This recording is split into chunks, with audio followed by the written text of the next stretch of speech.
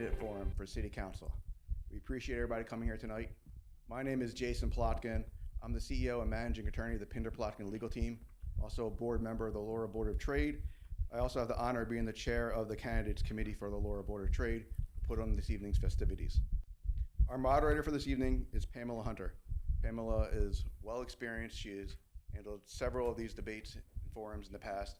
You guys are going to have a great time with her this evening. We also want to join me in congratulating her on her recent appointment as the Executive Director of the National Association of Court Professionals for Black, Indigenous, and other people of color. So congratulations, Pamela.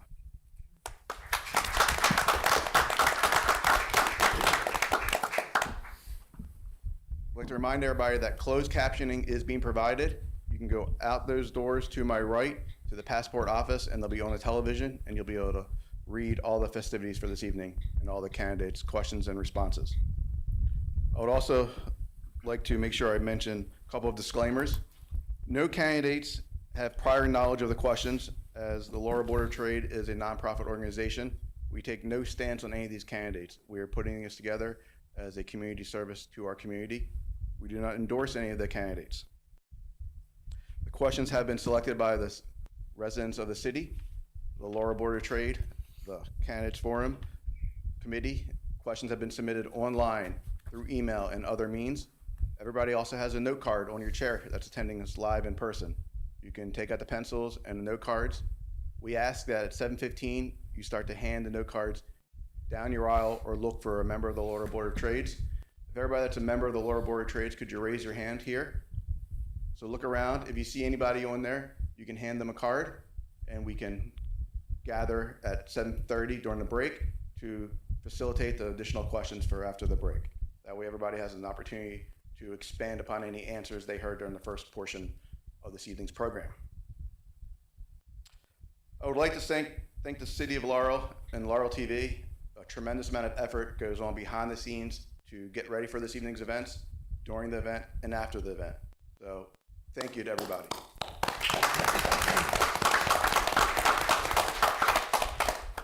That includes everybody back there on the control booth behind the scenes. We really appreciate everything you do. So I want to tell you a little bit about the Laurel Board of Trades.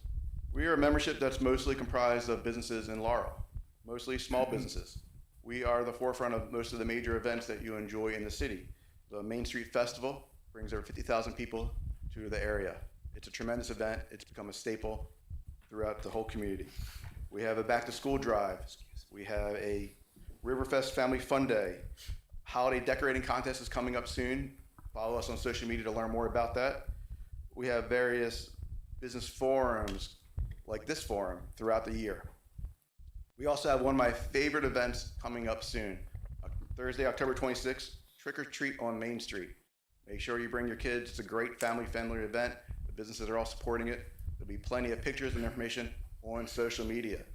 If you don't know, you're not following us. We have great opportunities to learn more about the businesses in the community events that we sponsor, that we help promote. There's tremendous, great things are happening in the city of Laurel. Follow us on social media and learn more about it. I think I've reached my quota for social media. Can I stop now? All right. With that said, I'm going to outline the ground rule for tonight's forum. Each candidate will begin with a 2-minute opening. We are going to start with Christine Johnson and work our way down. The opening statement should address why each candidate is running for office and the 3 top priorities in their term of office. We'll then go into questions that Pamela Hunter will ask each candidate. All candidates will be asked the same question. Each candidate will have 1 minute to respond and then up to 30 seconds for rebuttal if needed. We have randomly selected the orders. It is our hope that everybody will have the opportunity to ask first question at least once. However, it could be a challenge with the number of candidates we have here this evening. Should any candidate wish for Pamela Hunter to repeat a question, all they have to do is ask and she'll repeat the question. Jim Cross, chairman of the Laurel Board of Trade, is off to my left. He has 2 signs. Golden piece of paper means you have 15 seconds left. A red piece of paper means you're done. So for all the candidates, should you not follow the rules, your participation might be limited moving forward in the forum.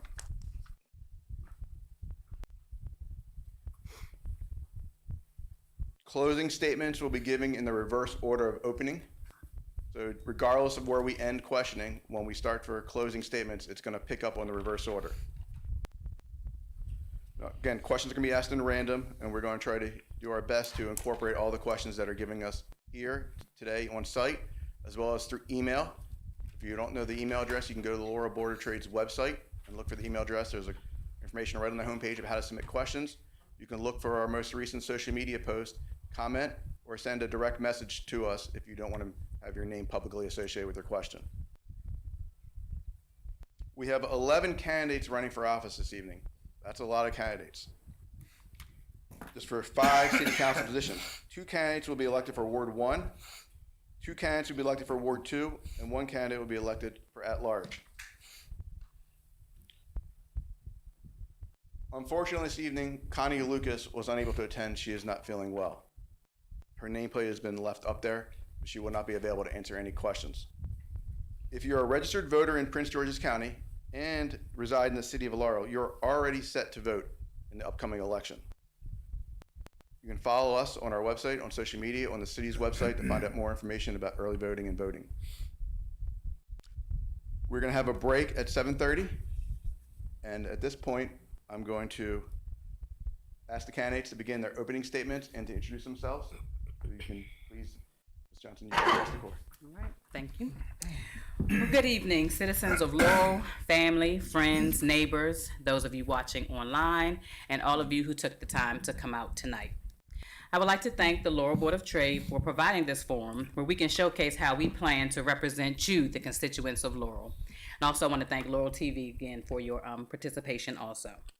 So my name is Christine Johnson, and I'm running for City Council at large.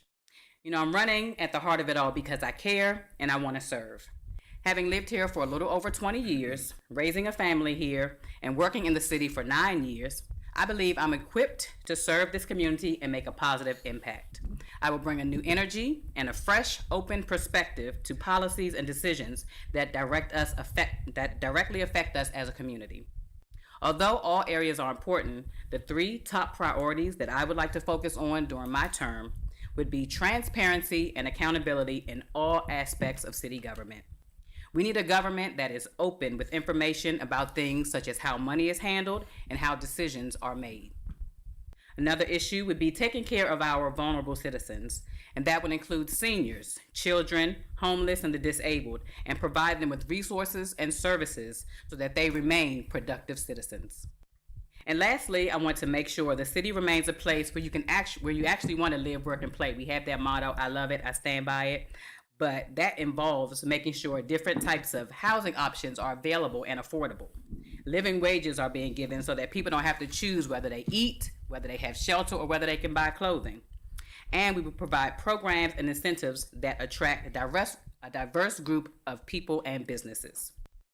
In the words of Dr. Martin Luther King Jr., life's most persistent and urgent question is, what are you doing for others? And my answer to that question for the next 2 years is that I want to be your council member. And not just any old council member, but one who is active, involved, approachable, and gets things done.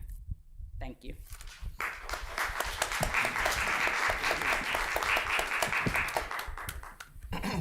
Greetings, everyone. My name is Enrico McClary, and I am running for council member at large as well. I'll skip some of the introductions because my colleague here did such a great job, but thank you all for this opportunity to address you and to speak on some of the issues that are affecting the community. Just a little bit about me. I'm 37 years old. I'm a practicing attorney. I am raising 2 children, and I have a beautiful wife who's present today in the galley. If you ask me why I'm running for the city council, it's because I'm very focused on community service, and I want to make myself available to serve the constituents of the city of Laurel. I have a unique skill set that I bring to the table, and I believe that I can be very helpful in developing ordinances and policies that help and support the people of the city of Laurel. The 3 major objectives of my campaign is to bring economic development to the city of Laurel, to focus on community service, and to focus on community protection and community safety. Economic development is very important. The people of Laurel need good jobs. They need good entertainment venues. They need good places to eat. A lot of my colleagues here in the city have to travel elsewhere to enjoy those type of amenities. And I think that with focus, we can improve the quality of the experience of the residents here. Community service speaks for itself. I want to make sure that this government is transparent and serving the interest of the people of the community, all the different factions of the community. And then public safety is of utmost importance. People can't enjoy themselves. They can't live, work, and play in peace without safety. So those are the things that I'll be focused on if I'm elected as city council member at large, and I look forward to participating in this debate.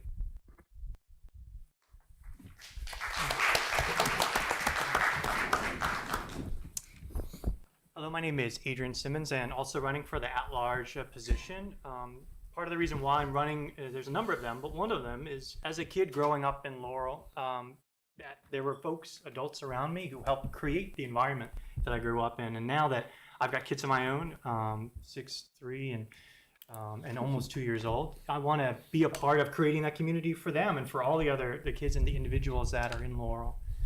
A second one of the reasons is during COVID, I did a lot of reflection, and as I suppose a lot of us probably did. And for me, it was like with the global world being turned upside down, you can't change the world, but for me, it's like you can help your neighbor. And so I wanted to say, hey, let me step forward and find a way to actually be a help to the person next door, to the person across the street, to the person in my town. And that also is a big motivation of why I wanted to enter the race. Things I bring with me, the perspective of somebody who's been in Laurel lifelong, seeing it go through the ups and downs, and have that as a context in terms of deciding our future with the decisions that are presented before the council. I've got 23 years of experience as a CPA, serving small businesses and individuals in the area. With that comes a really deep knowledge of how numbers work, how budgets work, making financial decisions. I help guide people in those decisions, and I can bring that to the council. Third is also just a strong comfort with government and law. I make sense of tax law all the time in my role. I work with all levels of government, federal, state, local jurisdictions. I'm very comfortable in that environment, so it's something that I feel like I can bring to the council in my tool set.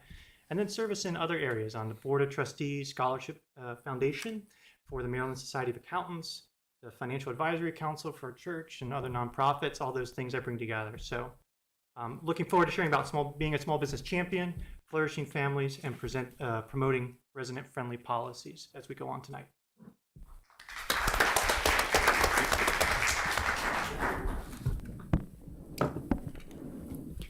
Welcome, everybody, and thanks to the Board of Trade for sponsoring this event. It's great to see the council chambers at least partially filled today, because when our citizens appear in person, we get a lot accomplished in this room. This is why I'm running. Yesterday, DPW employees voted 26 yes and 2 no to join the UFCW Local 1994 union. Along with the police officers being represented by the FOP, a majority of our workers are now unionized. I strongly support every city employee's right to be represented by a union if they want. I recently attended the State of Homelessness sponsored by Lars with Shannon Mouton. I learned that 2 things that are needed to help stop homelessness. One is housing and one is food. Our own rent stabilization ordinance would help. 99% of our landlords are great people, but it's the predatory landlords that come into our city and buy up properties and double the rent of our seniors, disabled, military, and less fortunate citizens. Rent stabilization would stop these predatory landlords from even coming into our city. Our affordable housing policy is basically useless. The people that need it really can't even afford it. A major concern in our city is the speeding vehicles through residential areas of our city. The Speedway, which is Route 198 going east and west, is a computer's dream because they can travel from Anne Arundel County to I-95 in record time. Speed cameras are desperately needed on these 2 roadways, and the monies generated from these violators can be used to build more speed humps in our communities to slow traffic down. A speed hump crosswalk is desperately needed on 7th Street, so it could help families and children who walk through the neighborhood can get safely into the library. It also is already. One more thing, I got 15 seconds. I am 100% against excessive high-density development in our community. And in the past, I have voted several times no against these developments. Thank you very much.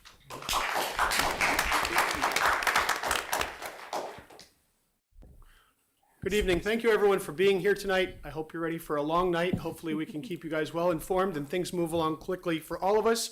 My name is James Cole, and I'm running for Ward 1. I've lived in Laurel for 11 years, and I've been in the city for almost 8. I graduated from Penn State University in 2011 with a bachelor's degree in landscape contracting and a minor in horticulture. I currently work for Level Green Landscaping as a branch manager, where I oversee a team of 53 employees managing the day-to-day operations, including recruiting, hiring, purchasing, planning, and budgeting.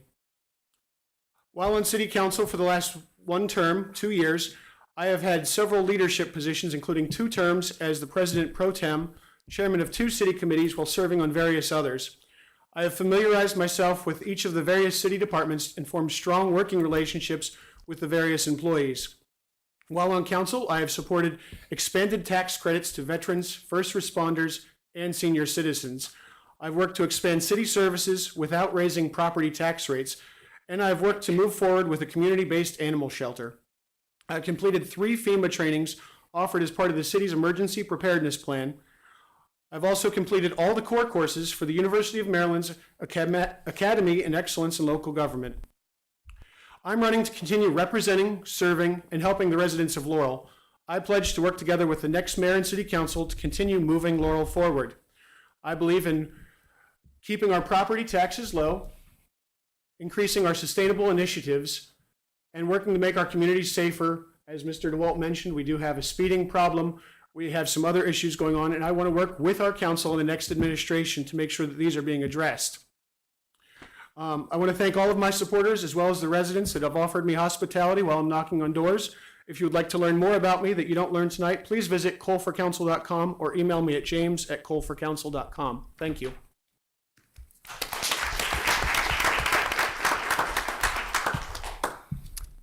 Hi, everybody. I'm Stephen Wallace, also running for City Council in Ward 1. Appreciate you guys coming out, and everybody at home, thank you to the Laurel Board of Trade for putting on this great event, again, for the community. A little bit about me as a background.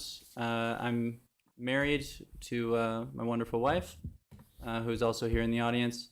She and I have 5 children, and we've lived here in Laurel, raising those kids for about 12 years now. We're regular attendees and volunteers at St. Mary of the Mills Church, where I coach a lot of unruly 6- and 8-year-olds in soccer and basketball for the last too many years. I work right now as a practicing attorney at the Downs Law Firm on Main Street, and prior to that, led a nonprofit that served women and children through maternity housing, through church-based support for 7 years. While I was there, doubled the size of the volunteer force there, the number of people that we served, and the budget with which to serve them, and gained a lot of valuable experience in how to lead people in a common mission, which is a lot of what City Council is about. Priorities for me, if you elect me to the City Council, will be to continue to have Laurel flourish, not only when they first move here, but for many years. We want to keep people living, working, and playing and loving life here in Laurel. We want to be small business champions. I've run a small nonprofit. I'm part of a small business right now. And there's a lot that the government can do to make spaces available where small businesses can flourish without picking winners and losers. And then we want the residents to be the focus of government policies. Government is here for the residents, not the other way around. Thank you.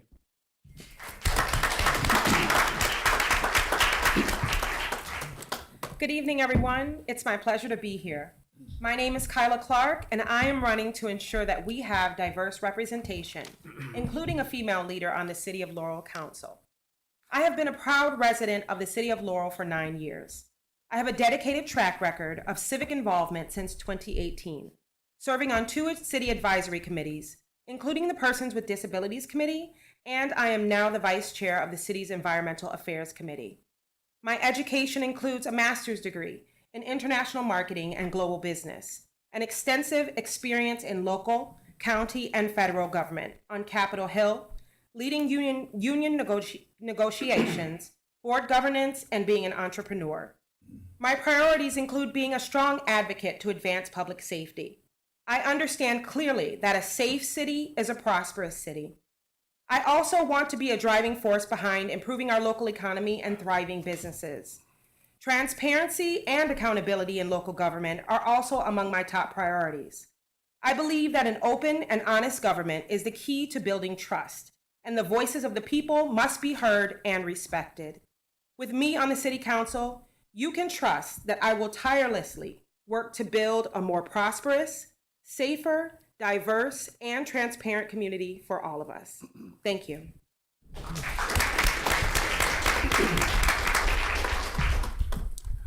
Good evening. My name is Melvin Lindsley.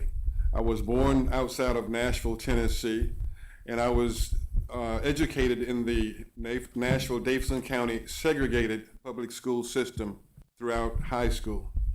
I went to college for a year, and I quit. I dropped out, but that didn't define me. After that, I spent 4 years in the Marine Corps. 13 months of that was in combat in Vietnam. The last 2 years were guarding our nation's secrets here at NSA. I'm a 20-year professional law enforcement retiree. 20 years in small business, I own my own company. I'm a former Boys and Girls Club vice president. I coached football in the Boys Club and junior varsity and varsity for 12 years. I'm currently the president of Ashford Homeowners Association. I have a bachelor's degree in criminal justice, a master's degree in biblical studies, a master's degree in divinity, and now a PhD candidate. Three of the main issues that I want to address are public safety and community policing. I prioritize a police department that prioritizes human life and dignity for all and forges a partnership with the police, the city, the community, and in our quest for better crime control. As I walk through the city streets knocking on doors lately, my neighbors are talking about the uprise in car break-ins, carjacking, car theft, and burglaries, and that's disturbing. I sat down with the chief of police and his second and third in command last week for an hour discussing these issues. The FBI just released a report sometime this week that there's a 7% increase in these same kinds of crimes throughout the nation. Something has to be done about that. I vow to work with the police department and the other members of the council to address these issues. I also support economic development, which incorporates a business climate and related infrastructure that facilitate and encourage desirable business investments. Oh, thank you.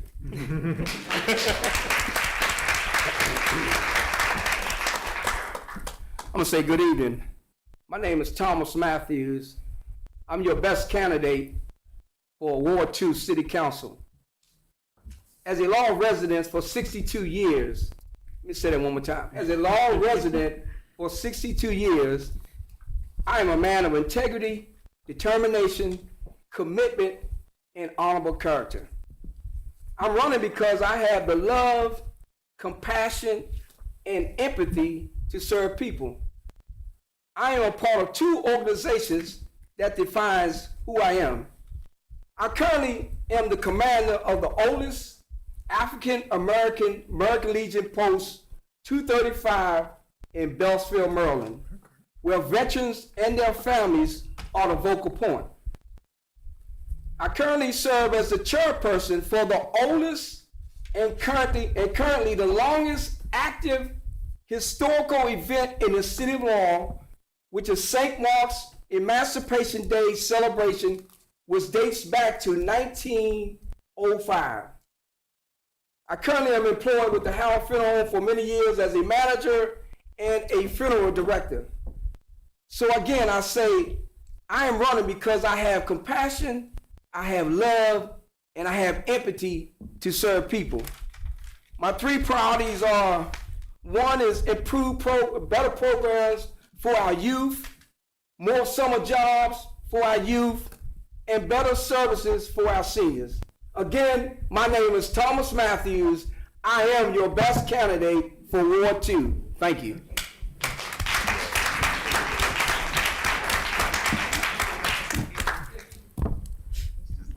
I must first say thank you to Fred Smalls and the Board of Appeals for allowing me to have the privilege to become a candidate this year and have a successful challenge to run for City Council Ward 2 seat.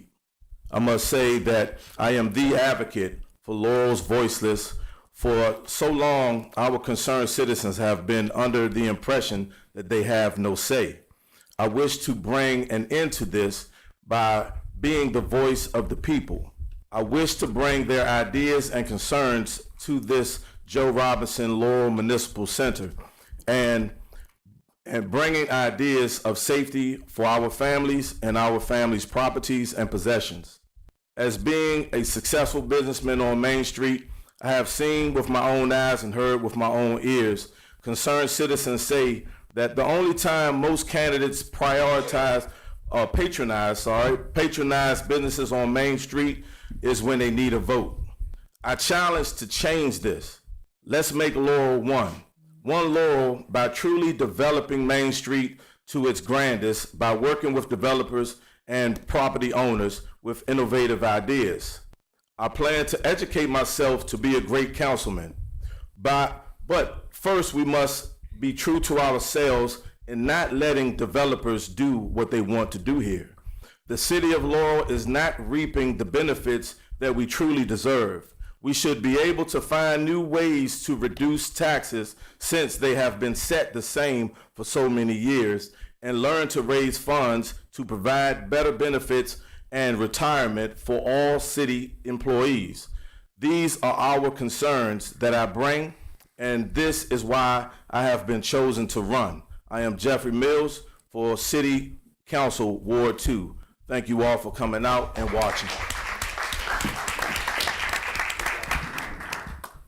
Thank you, everybody, for adhering to the timing. Just like to remind the audience, please silence your cell phones as we move forward. And it's my great pleasure, honor to introduce Pamela Hunter. Thank you.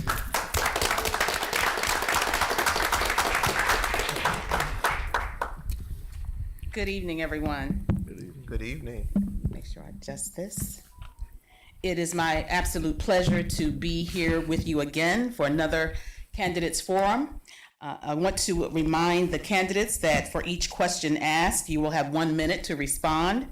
And if there are any challenges or rebuttals that are acknowledged by me as the moderator, you will have 30 seconds.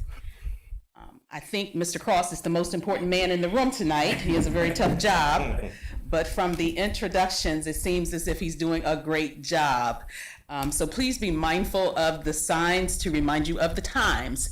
We have quite a few candidates, and it's only fair to the other most important people in the room who share that honor, the people of the city of Laurel, who want to hear from you and want to hear from everyone so that they can make informed decisions as voters and citizens. So on that note, we're going to jump right in. Is everyone prepared and ready? Yes, ma'am. Awesome. So our first question is going to go to my left, to Mr. McCleary. We're going to start with you. Wonderful. Each candidate will get an opportunity or have an opportunity to respond to each of the questions, but we're going to start with you, candidate McCleary.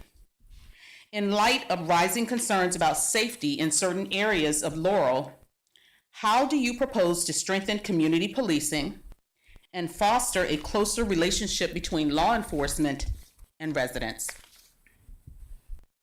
Well, thank you. Community policing is very important. It's important that our officers get out into the community and form relationships with the constituents here in the city. Earlier in this debate, we heard some issues that were raised by Mr. Lindsay regarding the break-ins, the burglaries. I believe that the gentleman here, I can't remember your name, excuse me. Carl, Mr. DeWalt, he brought up the issue of the speeding through the communities. Well, I think that the break-ins and the burglaries, the carjackings, I think that a lot of that can be addressed by engaging the youth. I don't think that the city is doing enough to provide programs to keep the youth engaged to employ the youth, to make sure that they're making a gainful income, so that they don't believe that they have to resort to negative actions in order to provide themselves with sustenance.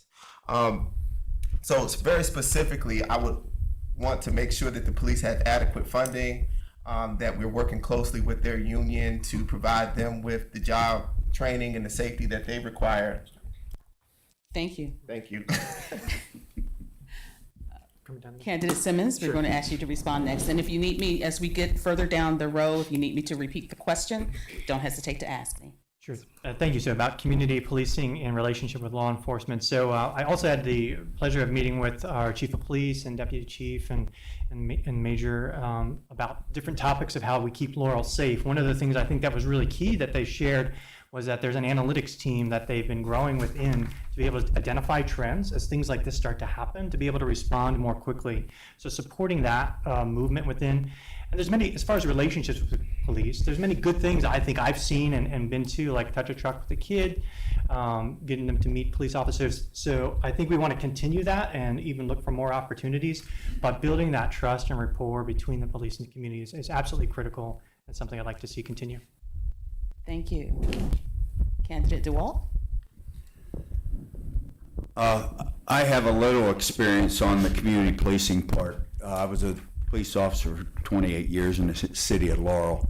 And what everybody has to realize is that the pandemic absolutely almost destroyed our community policing unit and a lot of the contacts with the police department, because our police department wasn't even pulling over people in cars and not making much contact with them at all during the pandemic, because they didn't know what was going on because of the spread of the disease and everything like that.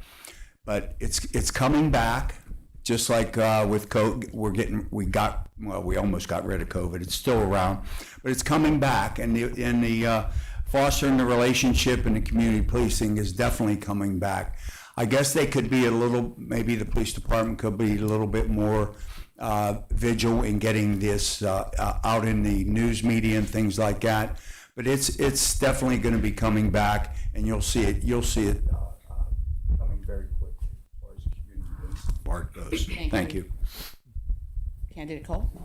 I think the community is being well engaged by our community policing efforts. One of the things that I would like to see is our continued funding to make sure that they are out and about on off hours when everyone's home. Right now, they're out doing coffee with the cops, which primarily happens during the day. I think we need to have more police officers doing bike patrols. When they are out in the community and approachable by our residents, by the children, they can engage a lot more. I've seen some of our officers even getting out and playing basketball. When they're playing basketball or engaging with our youth that way, it makes them more approachable, so that whenever something is wrong, we can get out and speak with those individuals and they trust the police. I think that goes a long way. So making sure that we're continuing to fund those community outreach programs is my priority. Thank you. Thank you. Candidate Wallace? Thanks for the question. When I met with the chief and the deputy chief who's keeping us safe tonight, also last week, they shared a story that I think gives a good answer to this about the relationships, about a 8 or 9 year old boy who had his bike stolen. He lives like a couple of blocks from the police department, and he ran right over to officers that he had relationships with, told them about it, and they got the bike back. Right? I mean, how many 9-year-olds want to run up to police officers and tell them about the bad thing that just happened? Like, think how much of a difference that made. You lose your bike when you're a 9-year-old boy. That's a life-changing disaster. And they knew that they could trust these people. So we want as many of those relationships as we can. And then we also want to challenge and try to equip parents who are the first people in line to make the difference in their children's lives, right? That they're stepping up to the plate with their responsibilities as well. Are we helping them to do that? Thank you. Candidate Clark? Thank you. First, I'd like to thank the City of Laurel Police Department. I had the opportunity and the pleasure last week of going on a ride-along.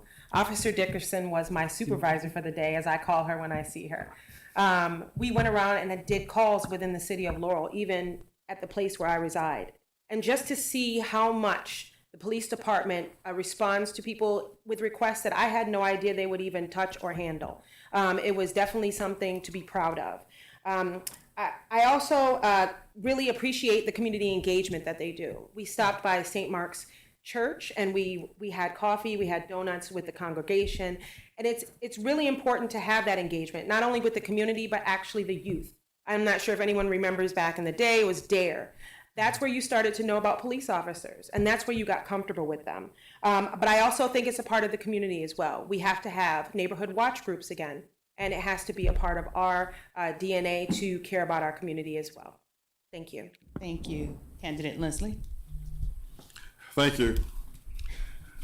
The foundation of a successful public safety strategy are the close mutually beneficial ties between police and community members. Community policing consists of two complementary core components: community partnership and problem solving. To develop community partnership, police must develop positive relationships with the community, must involve the community in the quest for better crime control and prevention, and must pool their resources with those of community to address the urgent concerns of community members. Problem solving is the process through which the specific concerns of communities are identified and through which the most appropriate remedies to abate these problems are found. I suggest reinstallment of bike patrols, foot patrols, police making themselves available to homeowners, HOA meetings, neighborhood watch, and community engagement. Thank you. Candidate Matthews. Certainly one of my bullets on public health and safety, the first thing I have here is enhance community policing to increase public and community awareness. Provide a dedicated police officer for Main Street. So I remember growing up here in Laurel in the late 60s, a police officer would come into your community, they got out of their car, they did the officer friendly. I think we need to get back to officer friendly, certainly the bike mount, and as everyone else has said, community policing is important. My good friend back there in the sergeant, he knows me well. He's been to St. Mark many times, and once again, I have a love and great support for the City of Laurel Police Department. Thank you. Candidate Mills.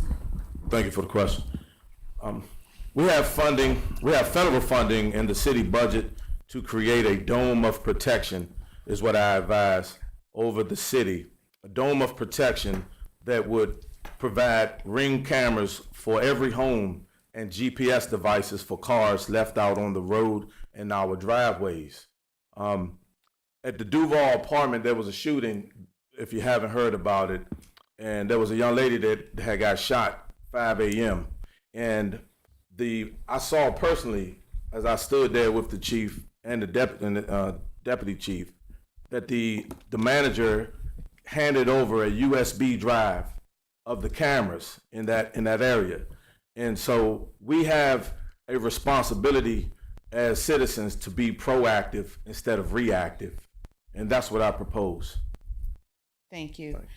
And the same question, we circle back to Candidate Johnson.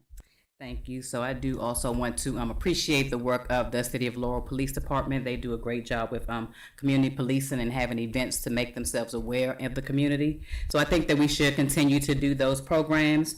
And in an effort to do that, we can recruit and retain qualified police officers so that we can continue to have those programs. So we should support and fund what they do. And I thank them for their service. Thank you. Thank you. And so on to question 2, we're going to start with candidate DeWalt, and then we will do our round robin. So the question is around affordable housing. Affordable housing remains a concern for many residents. What strategies would you implement to ensure housing remains accessible and affordable for all? First of all, I would, like I said earlier, I would completely do our affordable housing ordinance that we currently have. When I called the 3 apartment complexes years ago and asked them how much for an efficiency apartment, back then, and that was 5-6 years ago, it ended up with all the fees, ended up being over $2,000. Some of them are $2,300, $2,500. So what we need to do, we need to redo that affordable housing ordinance.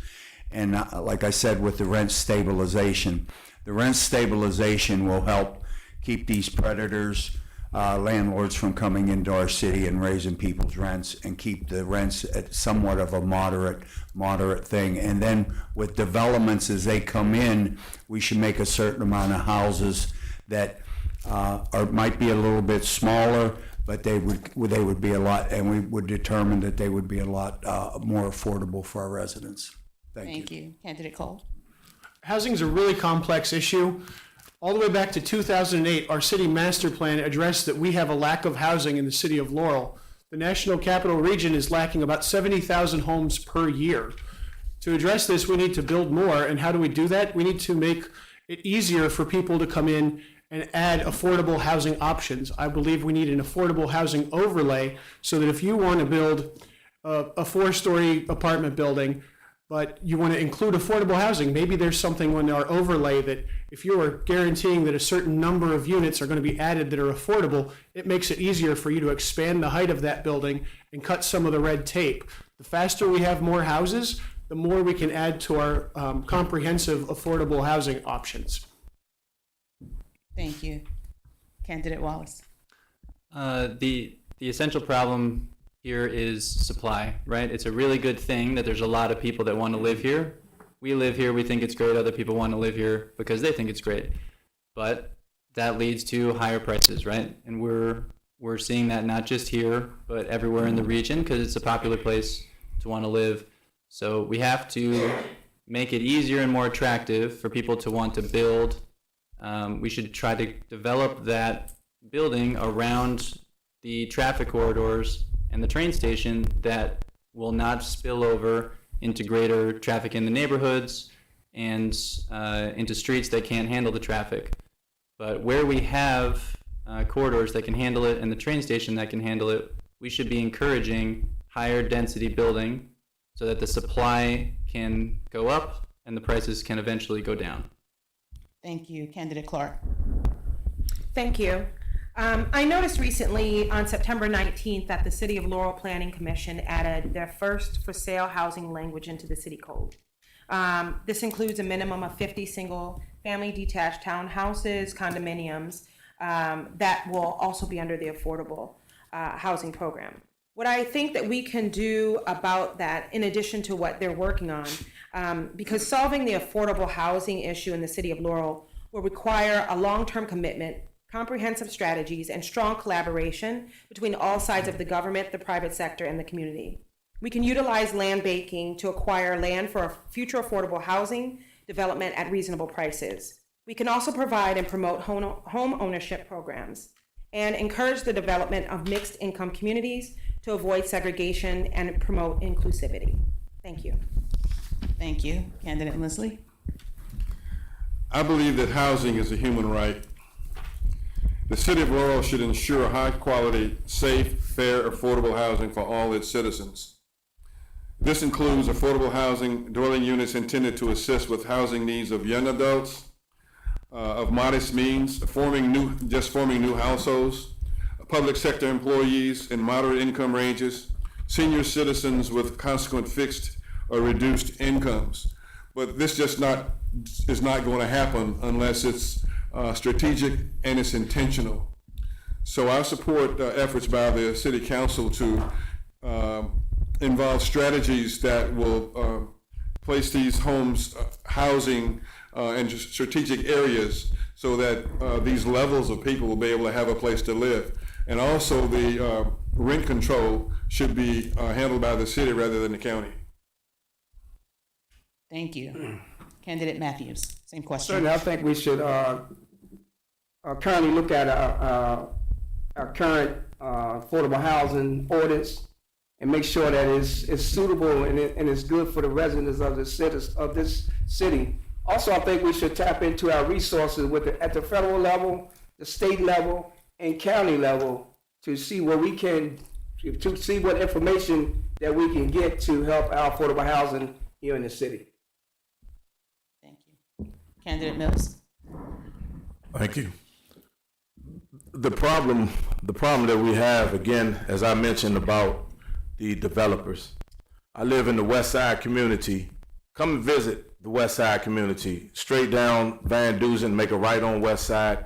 And when I first bought into the West Side community, which are townhomes, across the street there were trees, and now there are going up 87 new townhomes. But initially we was told that they were supposed to be single family homes there as well.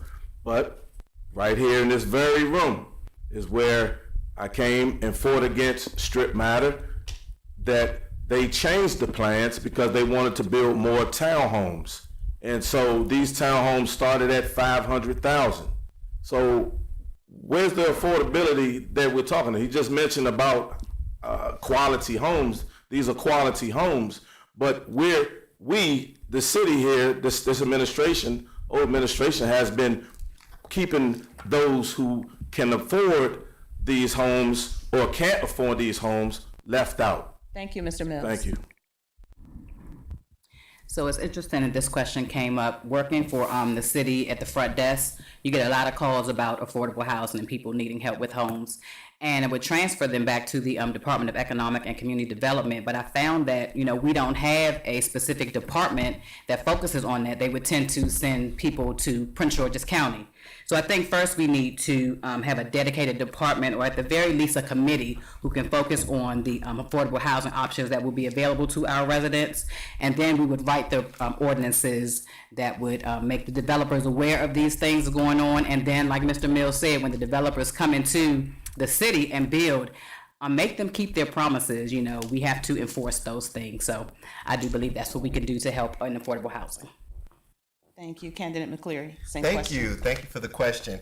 It is a complex issue. I'm a landlord. I own 2 properties here in the city of Laurel. My family has invested a considerable amount in this community. At the same time, it is the charge of this council to protect the people of the community that need protection. The elderly need protection. People on fixed income, people with disabilities need protection.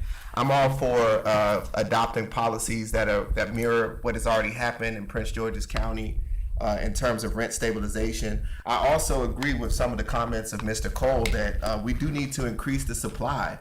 Supply and demand is a very real thing. We do live in an open and free market. It's very important that we create new opportunities for developers to come in and create more high density, affordable housing.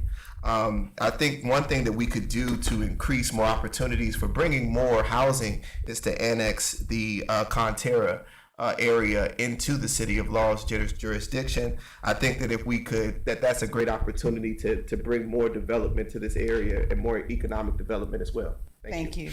Rebuttal, please. 30 seconds, please. Ms. Christie used to work here, and she just said that she received several calls about affordable housing, but there was no answer here. There was no answer. I want to bring the answer. I'm a businessman, successful businessman that understands that there's a cost to build these homes. I mean, you can't throw straw in concrete. That will reduce our property values. We have to be able to be, again, proactive, not reactive. You have to stand up. That's who I am. Thank you. Okay. All right. Same question. If I need to repeat it, I'm happy to do so. I think I'm okay. Thank you, though. So on affordable housing, in my research into this, a lot of it does come back to a supply question, and it's not just supply; it's supply of a variety of things. Smaller and larger, single-family townhomes, apartments. As we build that, it does affect the price, just in economics. I do think there's room for some common sense guardrails. So, as many are aware, that some have come in and doubled the rents in 1 year, which is definitely excessive. And I think that type of thing shouldn't really be allowed. It's a road with ditch on both sides, though, because there needs to be enough ability for property owners to invest and to see that works out. So we can also put the ditch and fall in on the other side where property starts to deteriorate because nobody wants to be in the city developing it. So that's where that judiciousness, that's where that striking the right balance is important in order to achieve the goal of affordable housing for everyone. Thank you. We'll move to question 3, and we will ask Candidate Clark to begin in response to question 3. Although the city of Laurel does not oversee the schools directly, how would you support and enhance educational and extracurricular resources for middle school and high school students within our community? Thank you for that question. I have a few friends that are teachers, one in the city of Laurel and another in Montgomery County. My mother is a retired teacher, and I have been a substitute as well. I understand, because I donate every year, that teachers do not have enough funding. We donate every year for them to have the supplies that they need for the students. So that is one thing that I think that we should improve so that they are not coming out of their pocket for those resources. Another is to ensure that we have quality education programs. I think that's extremely important.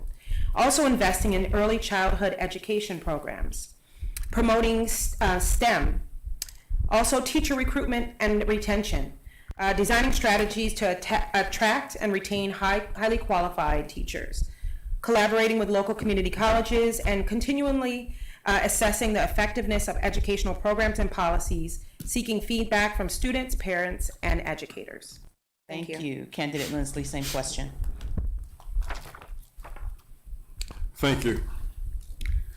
My wife, Margaret, is a substitute teacher, and she usually substitutes here in Laurel. And, it's amazing the stories that she comes back and she tells me, the needs of the students, the needs in the high schools, and in the elementary schools. So I would support initiatives that would increase the number of, some kind of way to increase the pool of substitute teachers, because it's very low. I would support initiatives for the council to be able to subsidize some of the county initiatives within the schools themselves with lunches and with books and these sorts of things. And I also support a youth action council for the city of Laurel, where high school students can come and work with the council itself and mimic and mirror what the council does to increase for help the next generation of lawmakers and leaders. Thank you. Candidate Matthews. So certainly my wife, she's a bus aide for PG County school system, and my daughter is actually a teacher at Laurel High School. And on my little literature here, it says enhance the city's involvement in our schools so youth have more options so that they stay out of trouble. So I think it's important that we continue to support our school system in any way that we can. Thank you. Candidate Mills. Well, I know that being a councilman, I can't do anything as far as, with the school board to change anything, but how I would change, or how we could change, is we're up in the northern part. We have to go down to Upper Marlboro and voice our concerns. That's where we have to go. The school board is in Upper Marlboro, and we have to go there and voice our concerns. You have a voice, and we have to take our voice to the school board and voice our concerns, okay? Now, as far as me business, I own a truck driving school, and one of the ways that I help is I tell the parents, don't let your child be an excuse that you don't come out to educate yourself.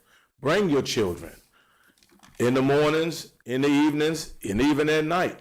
Bring them out. I even have a library in my office, which is called the Mastermind Library. Thank you, Mr. Mills. Before we have candidate Johnson to respond to the same question, we're asking each of the candidates to remember to speak into the mics so that your wonderful responses can be heard. So thank you. Candidate Johnson, same question. Okay, looking at the education system, I believe that as a city council, we should partner with the school systems, to provide educational services for the students to make sure they do have the knowledge that will propel them into the future. And what that would include is after-school programs, taking advantage of the buildings and things that we have available in the city, like our Boys and Girls Club and the Armory and things like that. And also, I think we should have like a computer lab set up again in some of the facilities that we have, so that the students have access to computers. And I just want us to remember too that Laurel is a diverse community. So while we're providing services and education for students, we have to meet the needs of our diverse culture, like learning Spanish and providing information in other languages also. Thank you. Candidate McCleary. Thank you. The children are our future. We definitely have an obligation to support them in any way that we can. I think that the first thing the city council can do to address the needs of the children, middle school and high school age children, is to invest in the programs of the Park and Recs Department. The Parks and Recs Department should have, enrichment programs for children that are in middle school and high school. We need to make sure that there's computer labs at the DePricho Center for children to use. We do have a great library here in the city of Laurel. Also, the council can encourage partnerships between the city and local organizations. Organizations like the Laurel Boys and Girls Club, through which I am a board member. Also, the Laurel Wildcats, the churches like St. Mark's. These institutions should be provided with grants and funding, because they're the institutions that are in the streets, for lack of a better term, actually engaging with these young people and keeping them occupied. Last but not least, I do support more access to information, citywide internet and computers for all. Thank you. Candidate Simmons. Yeah, thank you. As a high school student myself in Laurel, when I was struggling with some courses in high school, my folks found that there was a tutoring service at, a Presbyterian church right across town here, and that really helped me get over that difficulty and that hump. For me, one of the things as a council member I want to promote is the great organizations and communities that we have within Laurel. What I like to call it is we're a community of communities, and I'd like that to be part. Certainly the city has a role to play, I think some after-school things and through departments of rec, etc. But bringing those to the fore, and volunteerism fell off a lot during COVID. I know that from the volunteer organizations that I'm a part of, but I really like to bring those things out and sort of speak about all the great things that are there for people to get involved and help. Thank you, Candidate DeWalt. The point about the teachers spending a lot of money for supplies and stuff, it's just crazy when you hear how much they spend of their own money for supplies and things. And we should definitely find out if there's any funding or any way that we can help the teachers so they don't have to spend their own money for these supplies. We also have an organization called Side by Side, and I know I went to their banquet and they had they really do great work, not only for the students, but they mentor the parents too. And this is usually after school hours. And we really need a really strong screening program when your child is 3 or 4 years old, to make sure that we identify children with special needs, so that they're put into the right program and not put into the same programs where it might hold the whole class up just because they're there without the screening part of it. Thank you. Thank you. Candidate Cole, same question. Our teachers are really the unsung heroes, one of the unsung heroes in our community. They work all day, and then what most people don't realize is they're working in the evenings, grading papers, making lesson plans. They're putting in more hours in a day than just the school day, so they really don't have time for the after-school programs that we really need. I think our Parks and Recreation Department does a great job during the summer when they have summer help providing programs for our youth. But in the fall and once we go back to school, our seasonal auxiliary staff are limited, so we cannot offer those programs. I think we need to expand those. But then once we do have the programs, and whether it's with other nonprofits or organizations in the city or with Parks and Recreation, I think another struggle that we have is getting our students from the school to those programs. How do we get them there? Because if your parent isn't there to pick you up from school and take you to that program so that you can safely make it there, we need to make that easier so that our parents that are working can have a safe way for their children to go from school to the programs where they're desperately needed. Thank you. Candidate Wall. Thank you. Schools are obviously huge. One of the priorities for us is to encourage policies that will help families to flourish. And kids that are doing great in school lead to flourishing families, lead to flourishing long-term sustainable communities. So a lot of things go into that. We want to encourage robust parental involvement, and that doesn't have to be by policies or new rules as much as it is by saying it out loud a lot, right? Fathers in particular need to be more involved in this. There's a lot of research on the focus that a father puts on how their child is doing in school really affects how that child does. And that's something that we can help to encourage without having to legislate it. Community partnerships, there's a lot of things that are already happening in Laurel. Can we make those connections happen better and faster and smoother by giving them more airtime, giving them more advocacy? I'd like to see that happen. Thank you. Question 4, we're going to start with candidate Cole. How would you prioritize the development and maintenance of parks, recreational areas, and public spaces for the benefit of Laurel's residents? Parks and Recreation is very near and dear to my heart. Being a landscape contractor, I'm always outside, so they are the closest I get with all of our city departments. I'm always out in the parks. I think that we need to spend more time making sure that those parks are upgraded. We've done a great job during the COVID pandemic. We were able to get ARPA funds. We have a policy in place where we are currently replacing different park equipment. We've made grants available for HOAs so that they can also upgrade their playground systems. The more that we can invest in our parks and get it so that everybody's back outside again, reconnecting with nature, we're also getting that same parkland space. It's an amenity that we needed desperately during COVID. So if we are not upkeeping those, we may not be ready for the next pandemic when we do have one. Keeping those spaces accessible, I think we need to focus on walkability. There are some parks that are absolutely fantastic, but getting to those from other parts of town is really a challenge crossing major highways. So making it so that it's safe for you to go from one side of 198 to the other to get to the various parks that we have. Thank you. Candidate Wallace, same question. Our family spends a lot of time in parks. We walk along the river on a regular basis. I'm in McCullough every week coaching soccer, or what we call soccer. They're also very important for the community. We all know that the community needs spaces to connect. You need spaces where you're going to meet people that are your neighbors, that are different than you, but you have a lot in common with. Our society needs that. So I would like to see the parks continue to be well invested in, well staying within the budget, right? Ultimately, a lot of things come down to the prioritization of how we're going to spend limited dollars, while many of us also want to see if we can lower taxes. So you can't do everything.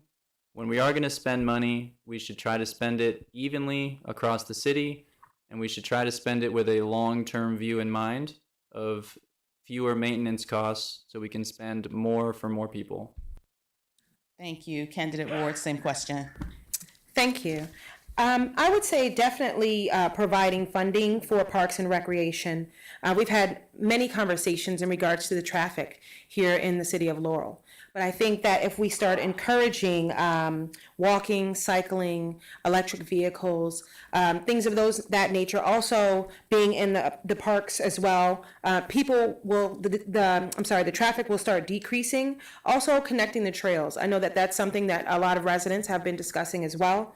And as one of the other candidates said, exercising through the parks. These are things that are really healthy for not only for the environment, but healthy for our residents as well. So I think improving that funding for those departments, right? But also making sure that it's a strategic spending and not just throwing money out for no reason.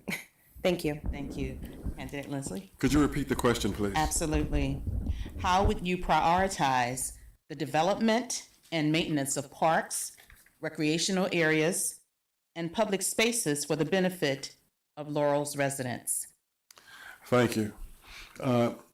Fortunately, Laurel has a great many parks and recreation areas. One of the things that I find, though, is that sometimes they're not kept up appropriately. So one of the things that we need to make sure they are maintained. And that means that DPD has to make sure that the shrubbery, the greenery, the trees and everything around them are trimmed properly, and the overgrowth of grass ceases to be, and the trash around the parks and everything also needs to be cleaned up. I'm glad to see that the city has forged contracts and present right now to redo all the tennis courts, which is a good thing. We're doing the same thing in my homeowners association. I have a pet project that I would like to forth if I should win this seat, and that is to transform Laurel Lake and to make Laurel Lake something like the tidal basin, to clean up all the shrubbery around it, widen the walkway around it, and put some cherry trees around it. Thank you. Candidate Matthews. Certainly, I think it's important to keep providing for the park and recreation. The parks is where I go to unwind from a hard day at work at the funeral home. It's a place where I go to exercise. And even here in the city of Laurel, it has been a place where I can go and hear good entertainment.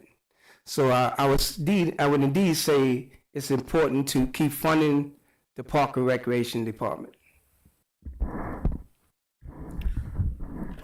Thank you. We have a new Marcus Colbert Field, and it's in the Overlook community, which is beautiful. Please go and check it out.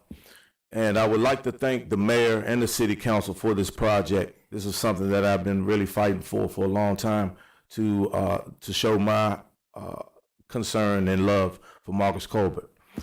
I think that we should create jobs for this. This is a project that we could have a surplus for children, just like we already did during the summertime, but also for the seniors.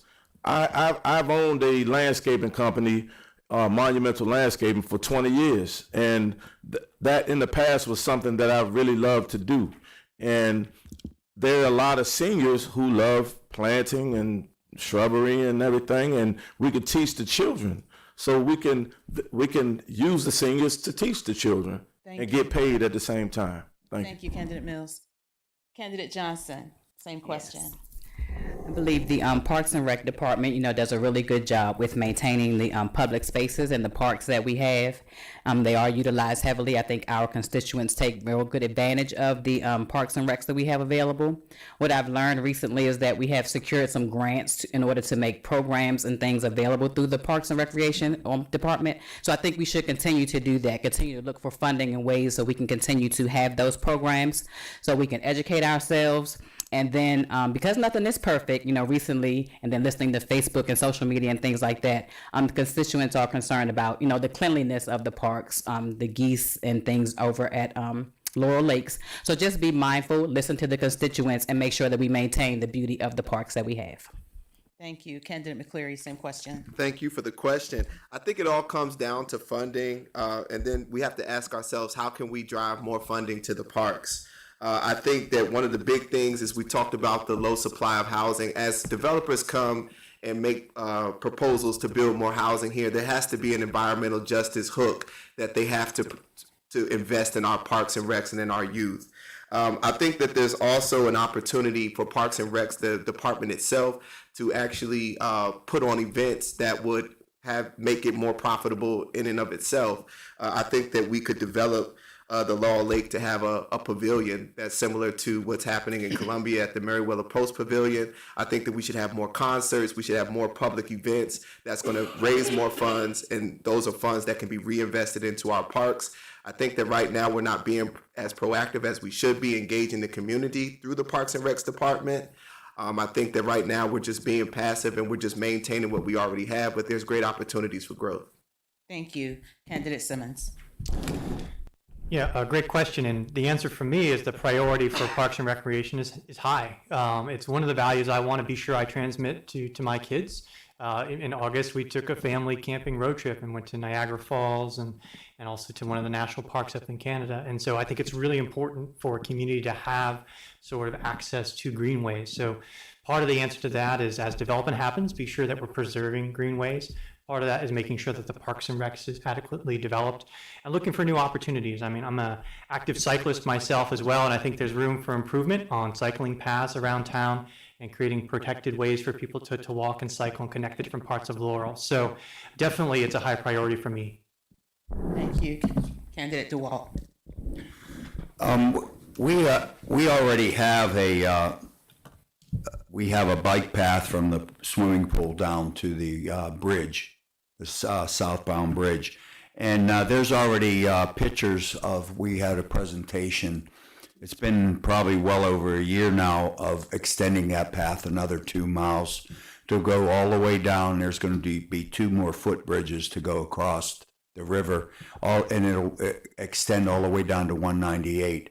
And once we get it down to 198, by where the Pizza Hut and the Amish market and stuff, then we could start connecting it to the Patuxent Greens development over at Patuxent Greens. So that path, I know the path going from the bridge to the 198 is going to be an additional 2 miles. And don't forget about our unsung heroes from Laurel for the Patuxent, who do a marvelous work along that river and along that path to get all those weeds out. And if you ever have a chance and you see them,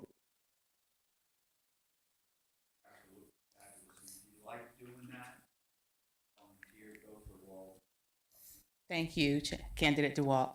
So the next question, the 5th question, we're going to start with Candidate Lindsley. What's your stance on the presence of drug treatment centers within Laurel? Repeat that again. Certainly. What's your stance on the presence of drug treatment centers in Laurel? Interesting. I do not oppose a drug treatment center in Laurel. I suppose that many do, but people who have been affected with the sickness or the illness of drugs are people too.